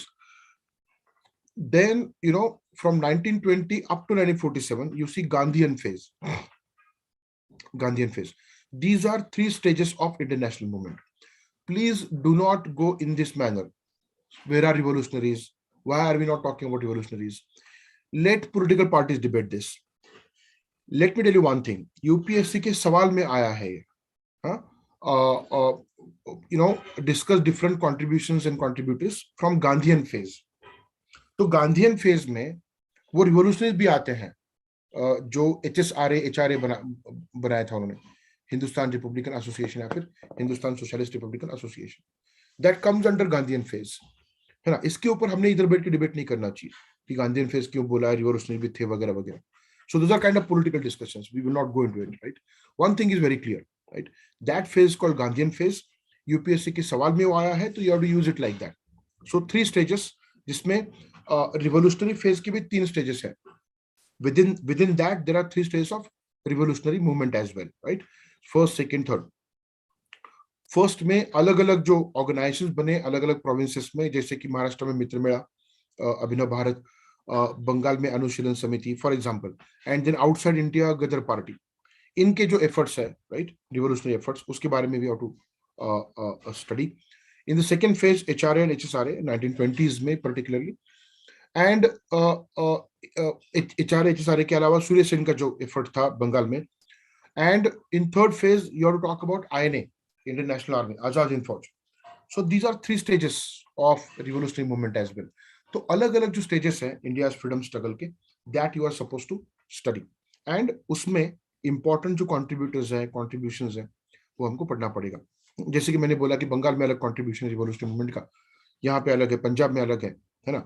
So अलग अलग जो parts हैं India के, वहां पे कौन सा contribution, contributors कौन है, all these things we are supposed to study. उनके ऊपर सवाल आ सकते हैं. So that is freedom struggle. Again, an important part of mains syllabus, क्योंकि वो अलग से लिखा हुआ है, उसके ऊपर ज्यादा सवाल आते हैं.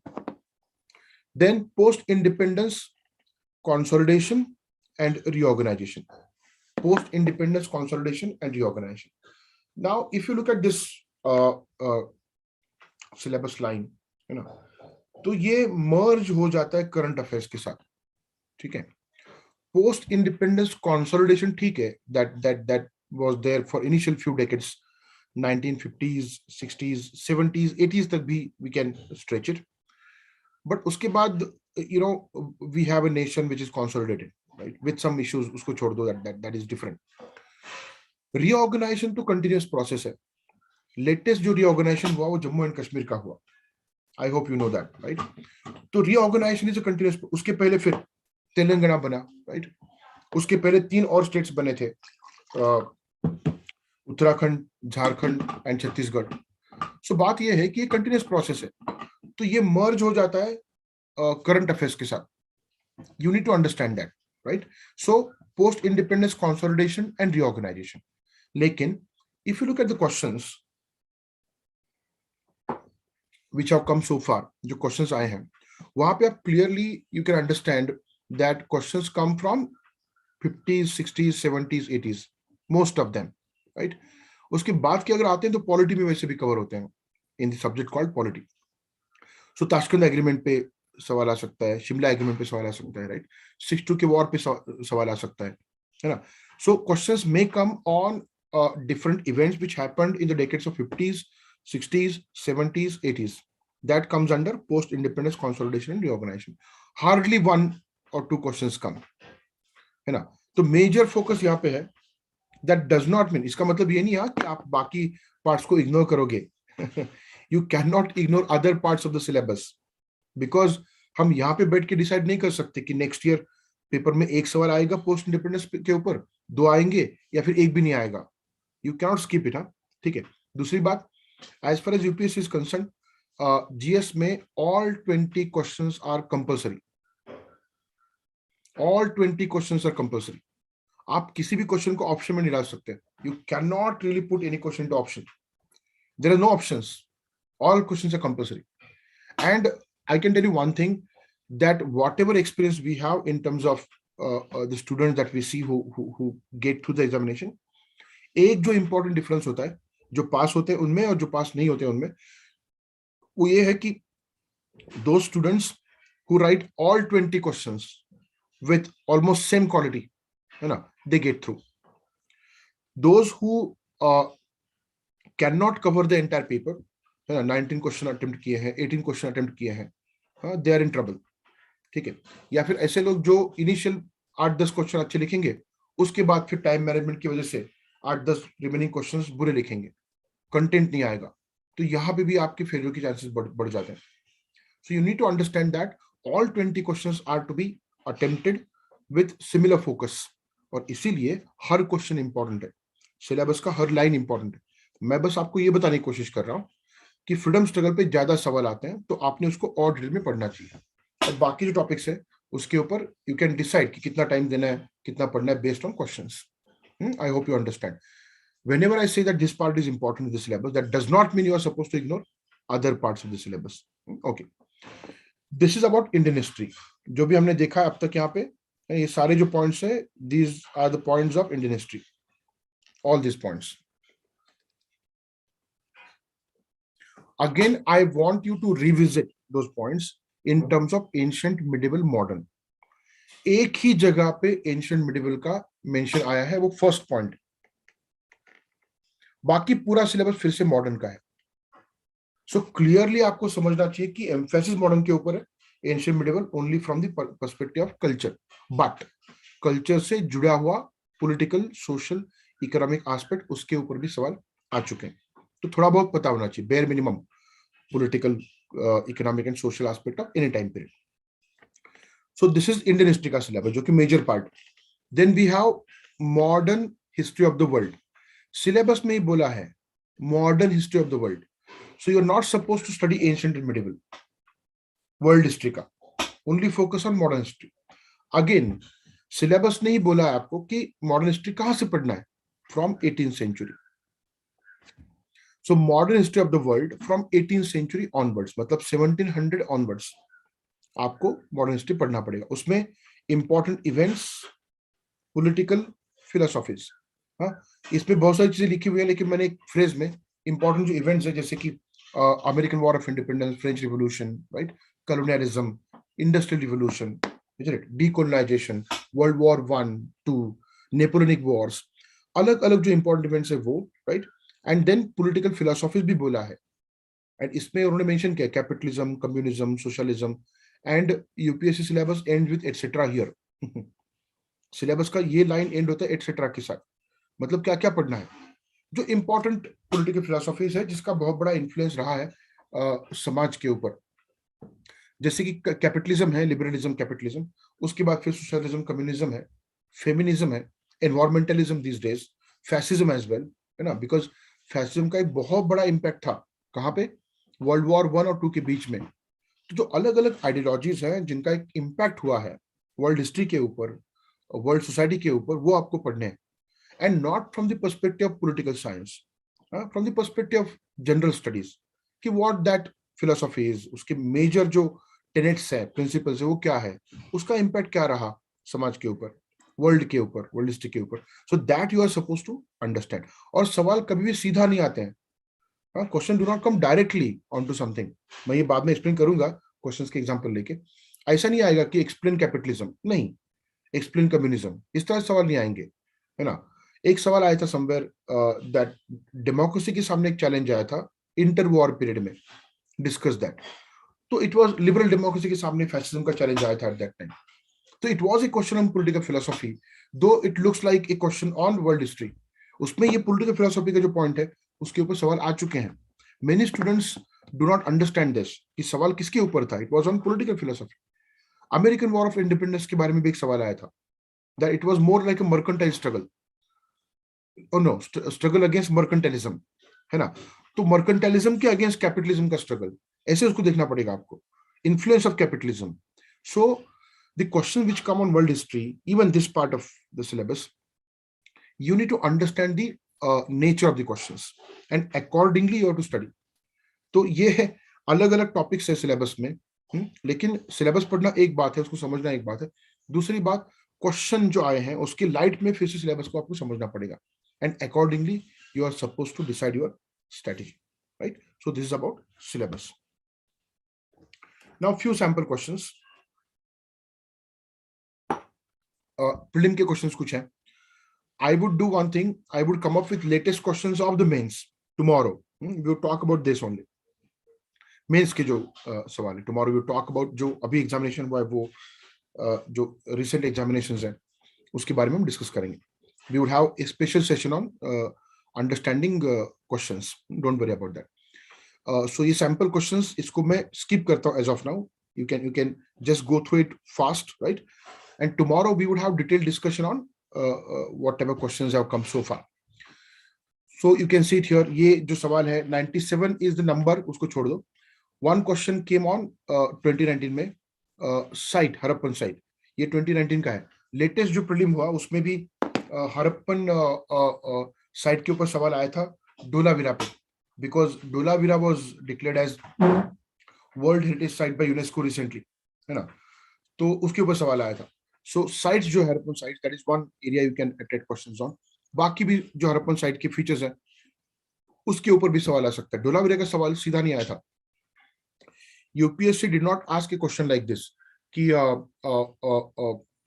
you know which of the following sites were recently declared as World Heritage Site by UNESCO. ये पुराना फॉर्मेट हो गया, अब सभी को पता होता है. तो UPSC has little bit increased its level in terms of asking questions, right? Considering that people are preparing these kind of questions. तो डोलावीरा के फीचर्स के बारे में पूछा था, डोलावीरा की कौन से फीचर्स है उसके बारे में सवाल पूछा था. सो अगर करंट में डोलावीरा का नाम आया है तो you should try to know about Dholavira, कि उसमें क्या क्या एस्पेक्ट्स है, डोलावीरा साइट्स की इंपॉर्टेंट फीचर्स क्या है, ये सारी चीजें, राइट. ओके. देन बुद्धिज्म के ऊपर काफी सवाल आते हैं. You can see it here. So questions on Buddhism, there are 3 statements given, और ये पूछा है कि इसमें से महायान बुद्धिज्म के फीचर्स कौन से हैं. Deification of Gautam Buddha, treading the path of Bodhisattva and image worship and rituals. तो ये इसमें से कौन से महायान बुद्धिज्म के फीचर्स हैं. Please try to understand. जब आप इनिशियली प्रिपरेशन के फर्स्ट स्टेज में क्वेश्चंस को देखते हो ना, प्रीवियस ईयर क्वेश्चंस को, do not try to answer them, because आपने अभी तक पढ़ा ही नहीं है, तो आंसर क्या करोगे. Previous year questions first stage में आंसर देने के लिए नहीं देखना है किस तरह के सवाल आ रहा है, किस एरिया के ऊपर आ रहा है. दिस शुड बी नेचर क्या है सवाल का, what type of questions are being asked, that should be your objective. Objective ये नहीं होना चाहिए कि मैं क्वेश्चन पेपर लेके लिखते बैठूंगा, उसका आंसर निकालूंगा. आपको आएगा नहीं आंसर इमीडिएट, बिकॉज आपने अभी तक पढ़ा ही नहीं है, right. So you should try to answer once your entire reading of syllabus is complete. तब तक आप ये देखो कि what type of questions on what area, right, है ना. सो ये this is what you should look for when you look at the previous year question papers, right. So I am just telling you कि Harappan sites के ऊपर सवाल आया है, Buddhism के ऊपर सवाल, फिलोसॉफी के ऊपर आता है, बुद्धिज्म के, जैनिज्म के, हिंदुइज्म के, अलग अलग रिलीजन की जो फिलोसॉफीज है उसके ऊपर सवाल आ चुके हैं, राइट, है ना. So this one example of it.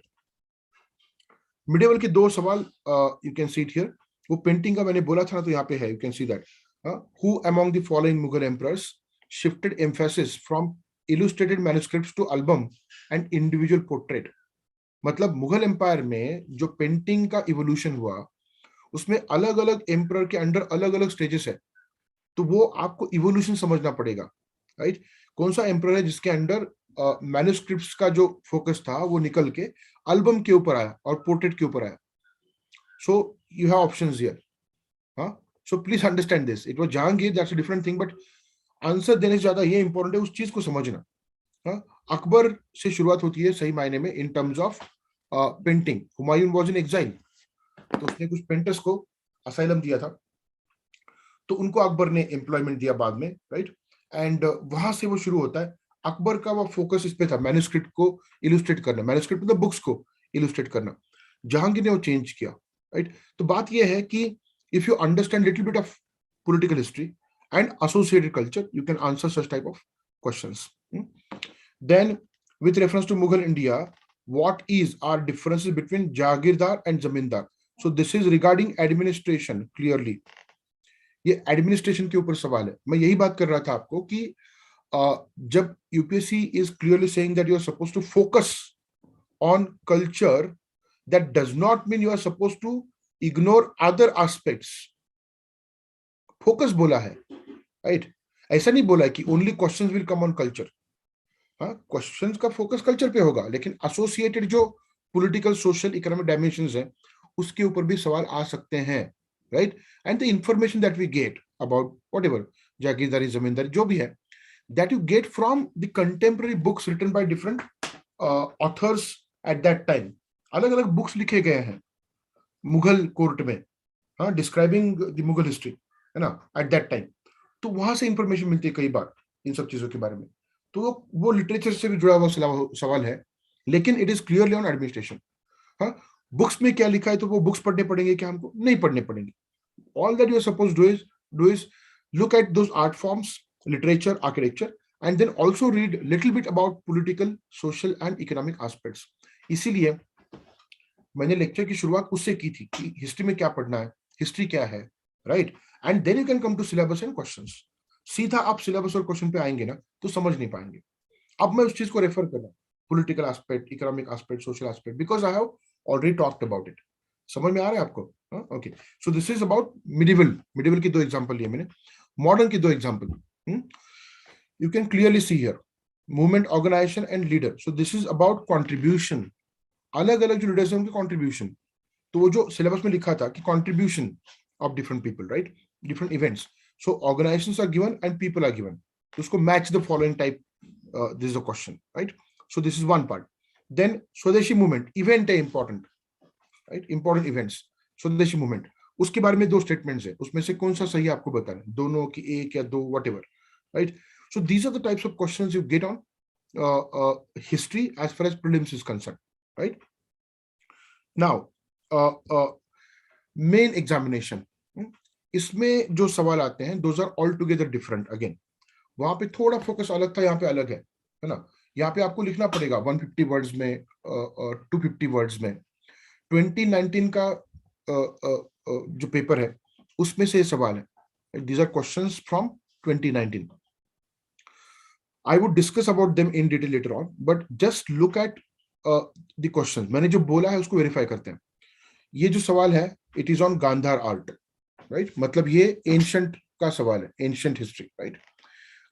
This one 19th century Indian Renaissance, ये मॉडर्न के ऊपर है, राइट? 1857 का अपराइजिंग, ये मॉडर्न के ऊपर है.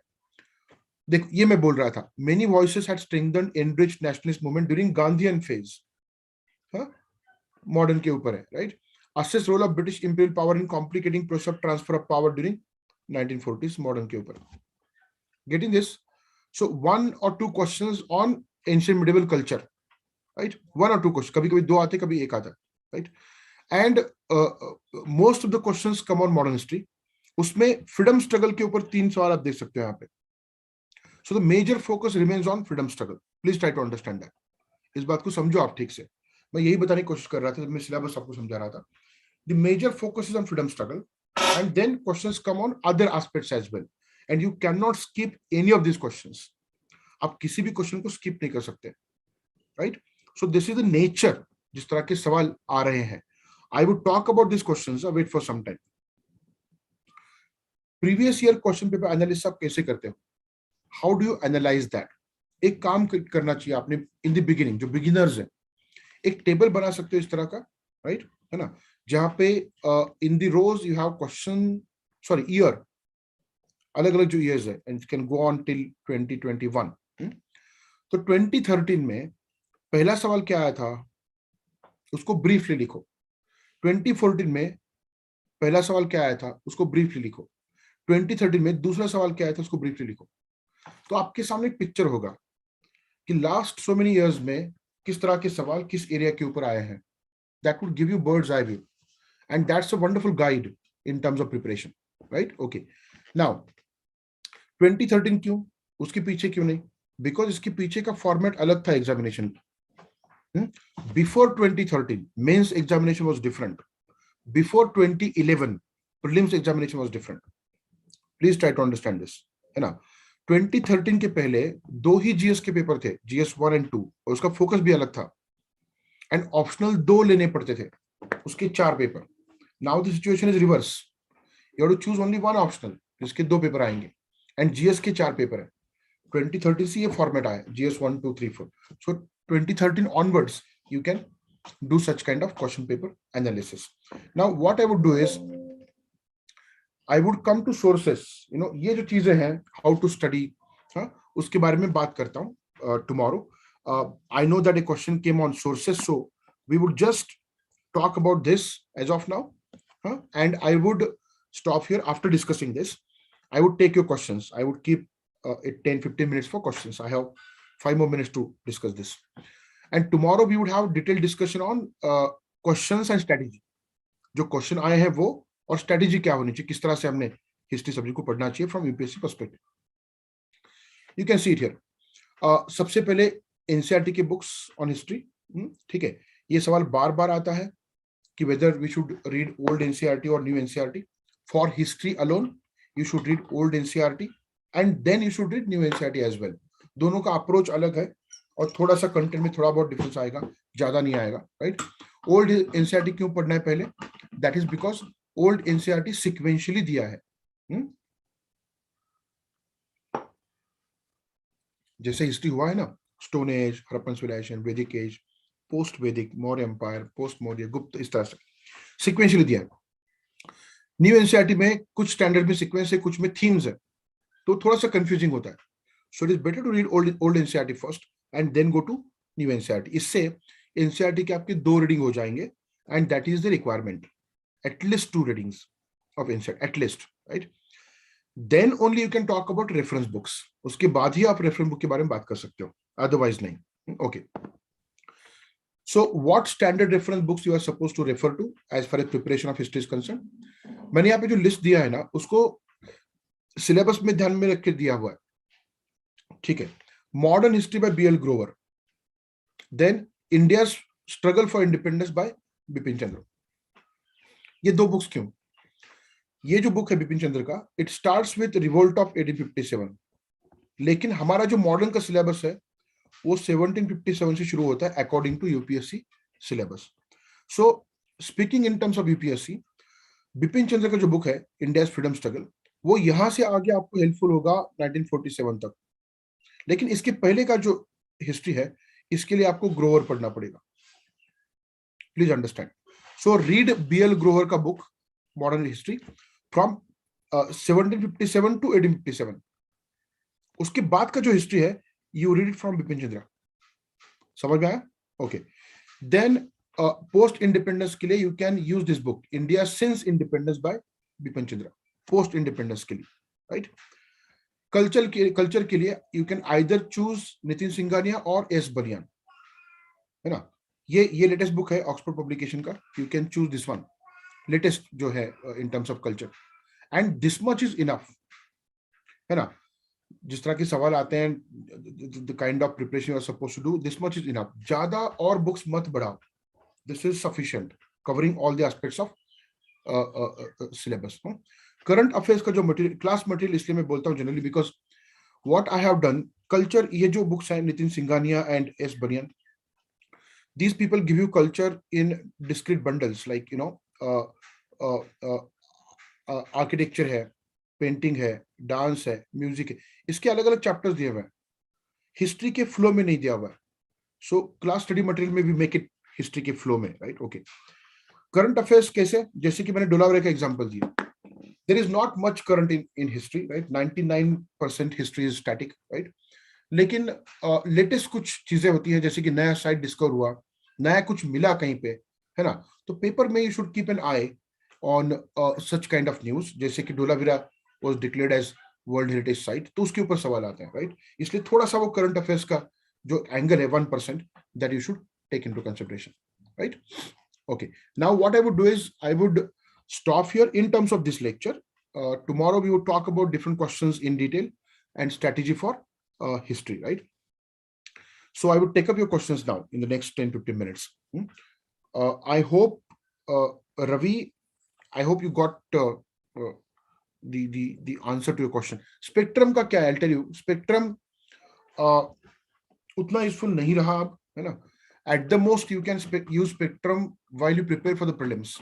बट इतना पढ़ने के बाद उसकी जरूरत नहीं है. But as a notes format आपको पढ़ना है तो आप पढ़ सकते हो. But this is what I recommend.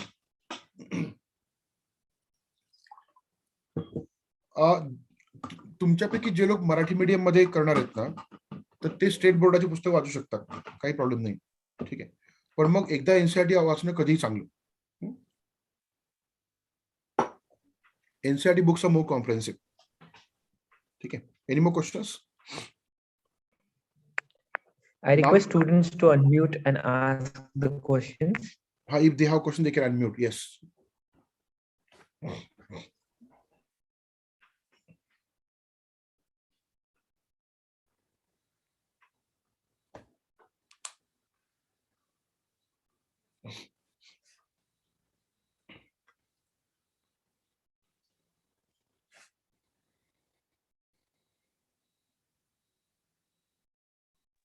Either students can raise their hands or unmute themselves. Good morning, sir. And ask their questions. Sir, I have a question.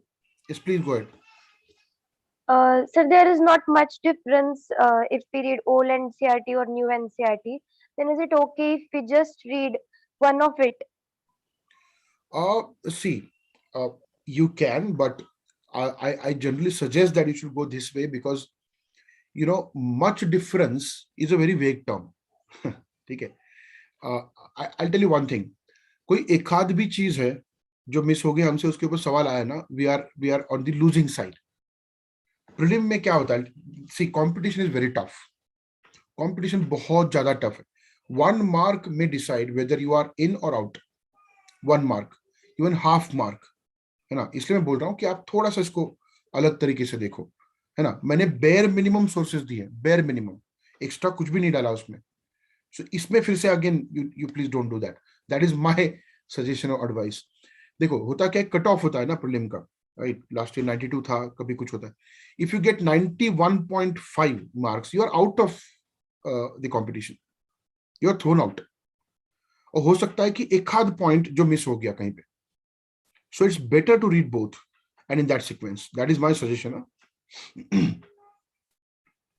Yes, thank you, sir. I hope you understood that. Yes, sir. I would just stop the sharing so that I can talk to you guys. Yes. Good morning, Ravi sir. Talu, it's your turn to ask. Okay, then Ashri, continue. I'm not getting, I mean, the voice is breaking.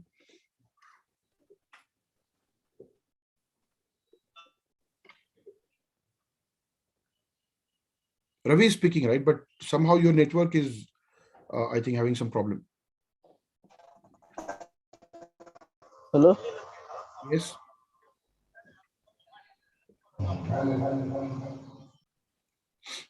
Hello, Ravi. In case if it is not possible to ask question, post it in box. We'll ask. Yes. You can post your question in the chat room. I would just look at your question in the chat room.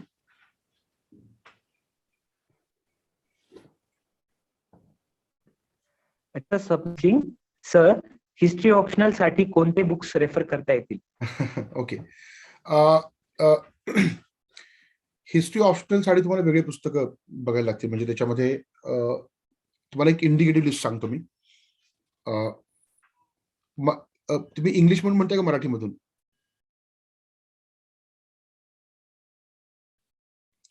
बरं ठीक आहे, मी सांगतो तुम्हाला. ते translation सुद्धा available असतात बऱ्याच वेळेस. एक पुस्तक आहे एन्शंट हिस्ट्रीसाठी, डीएन झा या हिस्टोरियनचं.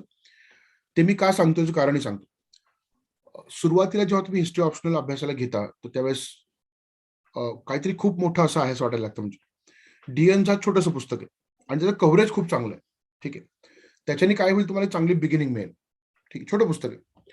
आणि मग तो मोमेंटम तयार झाला की मग तुम्ही उपिंदर सिंगचं पुस्तक आहे एन्शंट इंडिया म्हणून, उपिंदर सिंग, तर ते वाचलं पाहिजे प्राचीन कालखंडासाठी. आणि खरं तर इनफ आहे. पण मग ऑप्शनल एक अशी गोष्ट आहे की याच्यामध्ये आपण एक्स्ट्रा काही वाचलं पाहिजे असं म्हणतात, तर त्या दृष्टीने मग तुम्ही रोमिले थापाचं पुस्तक ऍड करू शकता. ठीक आहे, किंवा आर एस शर्मा, दोन्हीपैकी एक. पण एक मुख्य पुस्तक म्हणून उपिंदर सिंगकडे बघा. मिडिवल साठी मी कमीत कमी सांगतो बरं का तुम्हाला. मिडिवल साठी सतीश चंद्रची पुस्तक आहेत 2, मिडिवल इंडिया व्हॉल्यूम 1 आणि व्हॉल्यूम 2. हे 2 तुम्हाला वाचायला लागतील. आणि अगदीच जर ऍडिशनल काही पाहिजे असेल तर जे.एल. मेहताची पुस्तक आहेत 3 व्हॉल्यूम मध्ये. त्यापैकी कुठले वाचू शकता जर तुम्हाला काही याच्यात समजा असं वाटलं की हा एखादा पार्ट कव्हर झाला नाही किंवा इनफ कव्हर झाला नाही तर. आणि मॉडर्न साठी तशी बरीचशी पुस्तकं आहेत. शेखर बंडोपाध्यायचं पुस्तक आहे, बिपिन चंद्राची पुस्तकं इकडे युजफुल आहेत. ठीक आहे, तर ही पुस्तकं तुम्ही वापरू शकता. ठीक आहे, तर ही इंडिकेटिव्ह लिस्ट. आणि वर्ल्ड हिस्ट्री जैन एन माथुरचं पुस्तक आहे, Jain N Mathur world history, है ना. तर एवढी पुस्तकं मी आत्ता सांगेन, म्हणजे बेसिक ज्याला म्हणतो आपण. ठीक आहे, ऍडिशनल काय हवं असेल तो भाग वेगळा, पण हे बेसिक एवढे तरी पुस्तकं तुम्ही वाचले पाहिजेत हिस्ट्री ऑप्शनसाठी. Hello sir, good morning. हा. सर, आता जे युपीएससीचे टॉपर आहेत ना 220चे, ते हिस्ट्रीसाठी स्पेक्ट्रमच यूज करा असं बोलतात. मग युजफुल आहे का इतकं स्पेक्ट्रम? नाही, आता काय होतं की बरीचशी मुलं बरंच काही वाचतात, पण मग शेवटी काय होतं, रिव्हिजन करायला ते स्पेक्ट्रम वाचतात, त्यामुळे इतर गोष्टी वाचल्या नाही असं नसतं. आलं का लक्षात? आणि मुद्दा काय आहे की कोण काय म्हणतं याच्यापेक्षा तुम्ही स्वतः काय करायचं, स्पेक्ट्रम जर वाचायची इच्छा असेल तर वाचून घ्या आणि मग मेन्सचे प्रश्न सोडवत आहेत का बघा. तुम्ही जर स्वरूप बघितलं ना स्पेक्ट्रमचं, तर स्पेक्ट्रम मध्ये फॅक्च्युअल दिलेलं आहे सगळं, अनालिटिकल नाही. येते का लक्षात धनश्री? जेव्हा तुम्हाला अनालिटिकल प्रश्न येतात मेन्समध्ये तर काय करणार तुम्ही, हा मोठा प्रश्न आहे, लक्षात घ्या. आणि पुन्हा तोच मुद्दा, आता टॉपर्स काय म्हणतात, हा एक भाग झाला. काय होतं तुम्हाला सांगतो, जीएस मध्ये हिस्ट्रीमध्ये एखाद्या टॉपरला कमी मार्क मिळाले, ठीक आहे, आणि ते मार्क कॉम्पेन्सेट झाले पेपर 4 मध्ये किंवा पेपर 2 मध्ये, तर तो टॉपर काय म्हणतोय त्याला जास्त वेटेज नसतं खरं तर, कारण हिस्ट्रीमध्ये स्कोर कमी असतो. पण मग आपण टॉपर असल्यामुळे सगळंच मान्य करायला लागतं. तसं नको व्हायला, कारण त्याला पेपर 2 मध्ये मिळाले, आपल्याला मिळतील का? तर असे अनेक फॅक्टर असतात खरं तर. टॉपर म्हणजे तो शेवटचा स्कोर झाला फायनल त्याच्या त्या टॉपरचा, पण मात्र एकेका विषयामध्ये किती मार्क मिळालेत हे माहित नसतं आपल्याला बऱ्याचदा. आलं का लक्षात तुमच्या? त्यामुळे तो प्रॉब्लेम येतोच. म्हणजे पुन्हा माझं असं मत आहे की तुम्ही पुस्तकं व्यवस्थित वाचली पाहिजेत, त्यात काहीच वाद नाही. काहीतरी एक हा छोटा भाग आहे मी सोडून देतो असं करायला नको. जर तुम्हाला खरोखरच काय म्हणतो आपण त्याला, असे फॅक्टर जे आपल्या हातामध्ये नसतात, त्याला आपण लक वगैरे म्हणतो, त्यावर सोडायचं नसेल तर हे करायला पाहिजे. I have Sir, state thank you. board, I have state board books 5th to 12th. Is it enough? They are in Marathi. No, see, you have to understand कि enough कुछ नहीं है यहाँ पे. We are not appearing for 10th 12th examination, right? ये all India level का competition है. Enough नाम का वर्ड कहीं नहीं आता. लेट्स बी वेरी, देखो, you are going to accept a huge challenge, right? The first step is to understand the nature of challenge. जो चैलेंज आप लेने जा रहे हो ना, उसका नेचर समझ में आना चाहिए. चैलेंज चाहे जितना बड़ा हो, once you understand it properly, तब शुरुआत होती है आपकी सक्सेस की, है ना? लेकिन है ना, if you are thinking on this line कि चैलेंज क्या है पता ही नहीं, and then you are preparing, that is very wrong वे.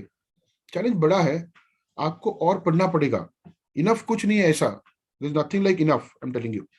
हाँ, आप ही बताओ मुझे कि आउट ऑफ 200 कट ऑफ 92 आता है प्रीलिम का. मतलब if you get less than 50% marks, you are clear in preliminary examination. ये this is what we are observing all India level पे, जहां की सारे प्रिपरेशन कर रहे हैं इतना, फिर भी 92 कट ऑफ, 120 130 क्यों नहीं आता? That is because that is the level of hardness. UPSC अलग अलग जगह से सवाल पूछती है, तो इनफ नाम का कोई वर्ड नहीं है यहाँ पे.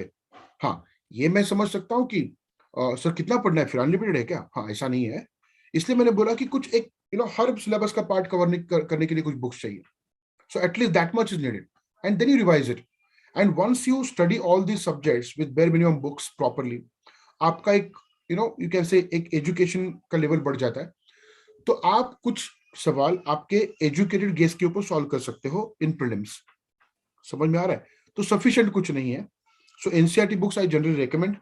आप स्टेट बोर्ड की बुक्स पढ़ रहे हो, अच्छी बात है, nothing wrong in it, but NCERT is available in Hindi, right? If not in Marathi, you can do that. So now next question from Sakshi Kadam. Please ask. Hello, sir. Yes. So for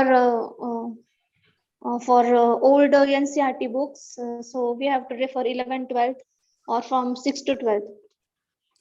6 to 12th, that is what you are supposed to do. Okay, 6 to sir. 12th. All books except mathematics, language, you can read all the books. No, sir, for old history. Means, Achha, old 11, NCERT, okay. Okay, that is a good question. In case of old NCERT, there are 3 books, only 3 books you are supposed to study. जिसके ऊपर clearly लिखा है ancient India, medieval India and modern India. समझ में आ रहा है आपको? हाँ, ancient India, medieval India and modern India, सीधा लिखा हुआ है उसके ऊपर. So that you are supposed to read. I sir, think only 11, 12, no? yes 11 12 के books है. हाँ. Okay, sir, thank you. Yeah.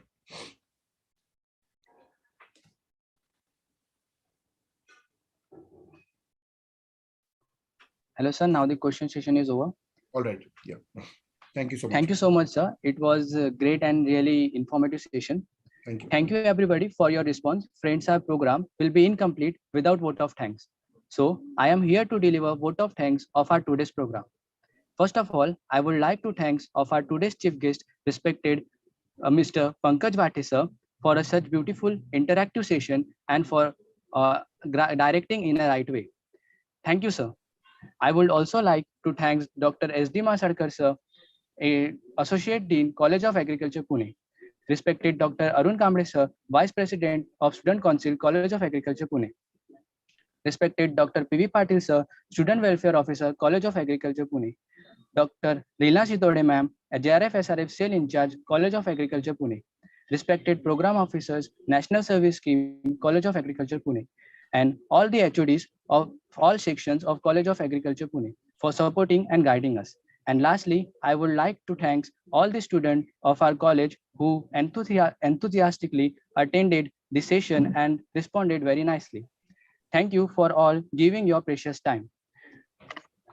We all are also really excited for next session, sir. Now, with the permission of your respected chief guest, I am declaring that this program is successfully completed. Thank you all.